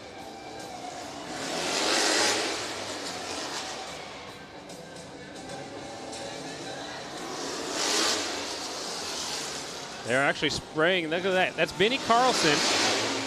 He's actually spraying some starter fluid. He's doing it himself out here on the front straightaway. So he is in our hooligan class. He used to be national number 45. Now he's running letter H. So wow, you just saw him kick it, and it looked like ice. It definitely looked like it slid out from underneath him. So the quad rider, he's out there on the back straightaway trying to continue going through the wet spots. Anything exciting on Facebook? People are ready they want to watch racing, and it's coming. Racing is coming back. They're going to make the track safe, and we are going to get underway. We're going to get to be able to see pros race, Boonies race, women's race, and again, the hooligans. And then a little bonus feature, the goofball class will be up last. Yep. There's the 222, that's Jeremy Orr. He'll be racing tomorrow night down in Springfield, Illinois. You can see all the track maintenance right now talking about it. They're stressing to get this fixed. Oh yeah. They're down there doing the best they can. They gotta do everything they can to make the track safe for our competitors. And so we can put out a good show for you fans too. We don't want to see these people crashing. We want to see them duking it out in a fair race. Yep. So it looks like we're going to see 4-lap mains. They're about to get going. You see them holding up a 4-lap mains, and you know, you better get out front. You better make it stick, and you better win. You better get a good start. Yep. You can't be slacking on the start. You got to get in the first corner first if you want to battle for the lead and battle for the win. So a 4-lap shootout. These are like, that's how long Dash for Cashes are normally. So it's basically a Dash for Cash, Dash for a trophy out here at Flat Out Friday. Pro riders, 57, that's Parker Lang. He won our heat race. 222, scheduled to start second. That's Jeremy Orr right there in our screen. Now he disappeared. 229, Kyle Weiss from Green Bay, Wisconsin. The 28, that's Blake Svensson from Bloomington, Illinois. And the 25, Shay Knuth from Bloomington, Illinois. And the 48, Cole Feely from Stanchfield, Minnesota. And he is on that Vanilla Cycles Honda. So there's your lineup right there again. Feely on the 48, Knuth on the 25, Parker Lang the 57, Jeremy Orr 222, Blake Svensson on the 28, and the 229, Kyle Weiss on that Honda. So again, 2 riders from Wisconsin, 2 from Illinois, 1 from Minnesota, and 1 all the way from Pennsylvania. Pro main event. So I'm sure they're going to give him a few laps to check out the racetrack, make sure it's safe. Here comes Jeremy Orr. There's 57, Parker Lang. You see Jeremy reach down there with his hand in his glove. He cleaned off the tire because they've been sitting over there where the bikes go on and off the racetrack collecting a little bit of dirt. The tires are tacky, they're sticky. He wants to make sure that tire's clean. You want to pick a winner in this one, or? Oh boy, that's tough, but I think I'm going to pick 57, Lang. All right. You can't pick him now. The local rider, you know, he's on his game right now. 222 is a very aggressive rider. I watched him at the Ice Racing Series. I watched him on the Grand Nationals. 222 will be up there. Svensson is also another ice rider, the 28 bike. He'll be up there to the front. I mean, there's 6 of them, and honestly, I think any of the 6 can win. Yep. Look, he's smiling ear to ear. That's the 229 of Kyle Weiss. And like I said, a lot of these riders are making their way down to Springfield, Illinois for tomorrow night's race. They're telling them one more time, it's a 4-lap race, 4-lap pro main event. They're waiting for the 48 bike to get his bike fired up. It is now started. That's Cole Feely. Here we go, 4-lap main. This is what we've been waiting for. Pro-wise, light turns green, 57 grabs a hole shot, and they go wide. That opens up the door. Svensson in the lead, the 28 bike, your new leader. Oh, Svensson, stacking him up over there. Let's get him go. I want to see a green flag. New leader out front now is the 229 of Weiss. Kyle Weiss from Green Bay, Wisconsin. He's your leader. He's on the right side of our screen. The 229 is out front. Svensson in second on the 28. Svensson's got a little bit of chatter going in the corners. You pointed that out earlier as the white flag is already out. I don't think these bikes are set up for such a small track. And double checkered flag is out. Weiss takes the win. The Wisconsin rider will win it. Tough break for some of the fast guys from early on. Svensson will be second. Nice wheel stand by the 229 of Kyle Weiss. Just like you said, anyone here could take it. And that was kind of a shock, but Kyle Weiss, again, Wisconsin rider taking the win. Svensson second, Feely is third, Parker Lang is fourth, Shay Knuth is fifth, and Jeremy Orr, the rider that went down, will be sixth. There's the look at the finishing order. Weiss, Svensson, and we'll look at the restart right here. It's very important. Parker Lang had a good shot. He gets in the corner, but he gets in too deep, and they just can't get turned right there, and it takes 3 fast guys up to the high side. Svensson had the lead for just a moment on the 28 bike, and then what happens here? 229. Oh! Gets pushed wide. That was a nice move right there. That might be the move of the race. Nice clean move by the 229 to take the win. Up next, what do we got here? Our Booney main event. This was the jump's back on the track. Oh, the jump's back. Now you want to get back down there, don't you? Let me out. This was one of our biggest classes. The Booney rules must be a pull start engine, a rigid frame, and full AMA riding gear is mandatory.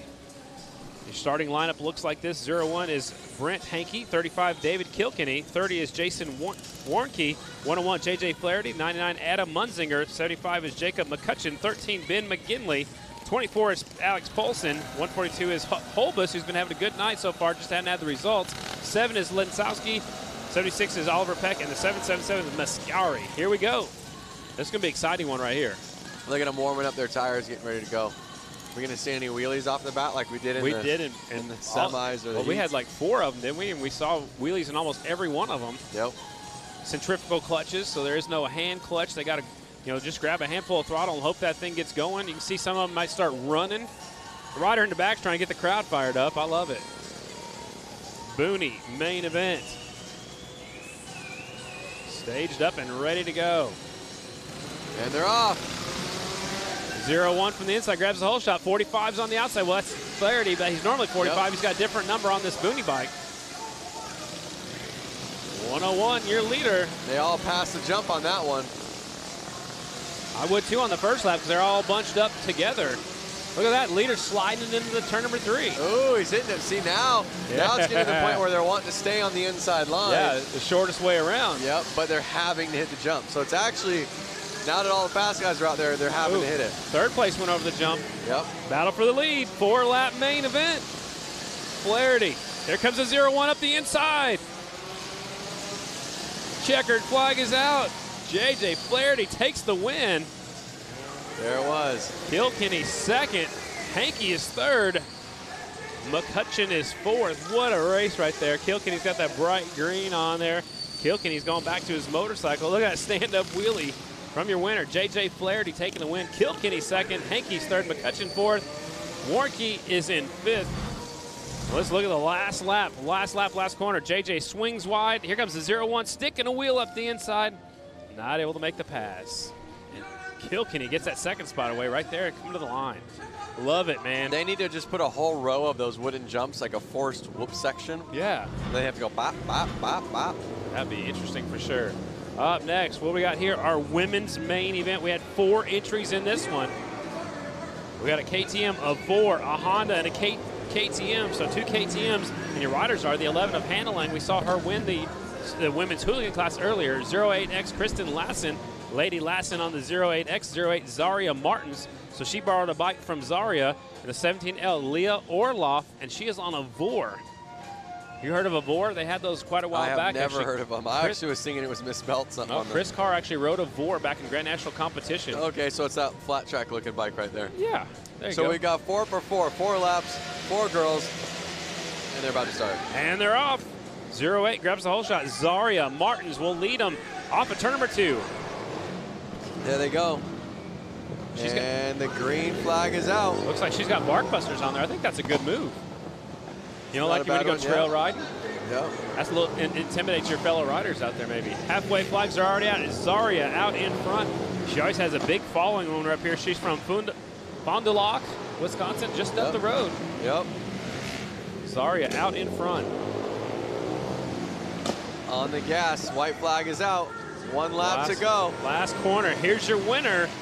Zaria Martins will take the win. Nice ride right there. She was impressive. Lady Lassen is second. Orloff is third, and Hannah Lang is fourth. Yep. 9.1 second lap time for Zaria. So not even a second. The pros weren't a second faster. Is that correct? I missed the pros, but wait. I know for sure our open amateur was 8.67 for sure. So not even a second. Not even a second. It's going fast for sure. Zaria Martins taking the win. Lady Lassen second. Leah Orloff is third. And Hannah Lang, who won the women's hooligan class, she will take fourth here in our women's class. It's time for our main event. It is. Time for hooligan. Hooligan main event.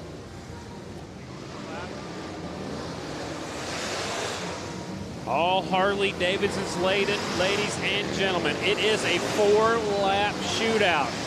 So if you didn't win your heat race, you're starting further in the back. So remember, you had to win your heat race. If you didn't win your heat race, you had to win your semifinal. So all these riders have won a race. Letter H, Benny Carlson. 34, Jeremy DeRuyter. 45, JJ Flaherty. 42, Rich Heverly. 963, Michael Hill. 142, Daniel Holbus. 44, Dan Jacobson.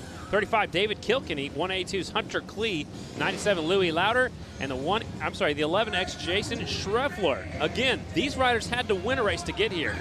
That's just an incredible feat, and I don't even know who to choose because, again, like you said, they are all winners. We saw them all race great earlier this evening. So how do you pick somebody? I don't know. I mean, anybody can win this one, just like we said in the pro class. The 6 riders on the front. They have but if, let's say, 42 runs them wide, like in the pro class, someone in the second gate's going to be able to slide right in. Right on. And game over. Rider we're looking at right here, the letter H. He's been national number 45 is Benny Carlson. He had a national number for a while. He's done supermoto. He's road racing, flat track. And here we go. Hooligan main event. It's the 42 getting the whole shot. That is Rich Heverly. That's bad news for everybody else. The H is right there, though. That's Benny Carlson. He's got the fringe off of his leathers. I love it.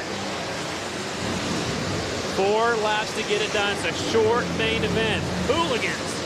Heverly, Carlson, Lauder, Klee, Flaherty. Right there, your top 5. Here he comes at the white flag already. 1 lap to go for the white flag is out. Can he keep it up? Half a lap left. You can hear how loud it is right now. We're yelling. Yeah, he is pumped up. Look at that. There he is. Checkered flag, double checkered flags for everybody here in our main event. JJ Flaherty comes up a little bit short. Heverly taking the win. Rich Heverly on the 42 bike taking the win. Benny Carlson second. Louis Lauder third. Hunter Klee is fourth. JJ Flaherty settles for 5th. A lot of these guys doing some burnouts. There's Kilkenny on his sports dirt. That's what they came to see, man. The hooligans. Oh, they're going to ruin this place. They got some help. They're going to have a smoke show. Remember, we still got one more race to go, so I know Diana's going to talk to our winner here in just a second. I know it's awful loud to talk to anybody. Man, they're having some fun. There were one of the tires that looked like may have just went. Yeah. All right. One more race to go. See some of the oil on the back tires of some of those bikes as they were letting it all loose out here. Let's go trackside once again to Diana Dahlgren. Hey guys, so we are down here with the winner, and you know, this is such a big ordeal. You are the Harley-Davidson Hooligan winner of the 115th anniversary weekend. This has got to be a special moment for you. This is the biggest win I've ever had by far, to do it in front of all these fantastic Harley-Davidson fans. Harley-Davidson throws one kick-ass party, and I'm glad to be a part of it. Well, congratulations. Give a big round of applause. Rich Heverly taking the Hooligan win here this evening. Guys, back to you. Man, he was excited, and he had every right to be. He beat some really fast guys. He not only won his heat race, but he won the main and looked dominating in doing so. No, I mean, when the gate dropped, basically, or the light went off, he took off, and he left them. And that's what you got to do. You got to get a good start. You got to, not look back. He did everything he had to do and took the win in our main event. But we have a little extra class coming up next. Yep. They're actually using a leaf blower to blow off all that extra rubber that some of those hooligan guys left behind. Yeah, and the arena is now filled with smoke. And look at this. It's the goofball main event. Any motorcycle not traditionally raced, riders 18 years old and older, and that one-wheeled bike is out here that they were asking about on Facebook, so we'll see how he does. This is his main event. There it is right there. Yep, mono wheel. Mono wheel. So it is time for our goofball main event. The riders in this one, 72, Ronnie Zastrow. 707, Marco Lazurvic. 963, Jim Leslie. 322 is Brian Martins. 15, Scott Johnson. The 3 is Hunter Howell. 777, Alejandro Garrido. 75, Karina Strack. 12, Adam Zeller. 73, Travis Fryer. 49, Kendall Lutchman. 17, August Zaraski. Riders are in this one from all over the place. Most of them are actually from Wisconsin. One from Florida, it looks like. And several different motorcycles. There's the Purple Rain bike. He won his heat race earlier today. Or actually, that might have been a semifinal we saw him win. Yep. Representing Prince. Purple Rain outfit themed motorcycle. There's the 75 bike. Uh-oh, we got a wrestler out there, I think. Uh-oh, that's his championship belt. He's got a big chain around his neck. How many of these guys do you think rode their bikes here? Ooh, I don't know. I wonder if that police officer did. He's probably supposed to be on patrol. The 707, Marco Lazervic. Look at that, Macho Man. He's got that on his glasses. You see that? Yep. Macho Man Randy Savage. That's a unicorn bike a little bit to the left right there. The big unicorn sticking off his side. There's another wrestler. He's got the mouth guard on there like the old style motocross helmets. Yep. I remember that in BMX days for sure. That's a lot before my time. Oh, come on now. You're not that much younger than me. Born in 1990. Stop it. 1990. Just a puppy. Line them up.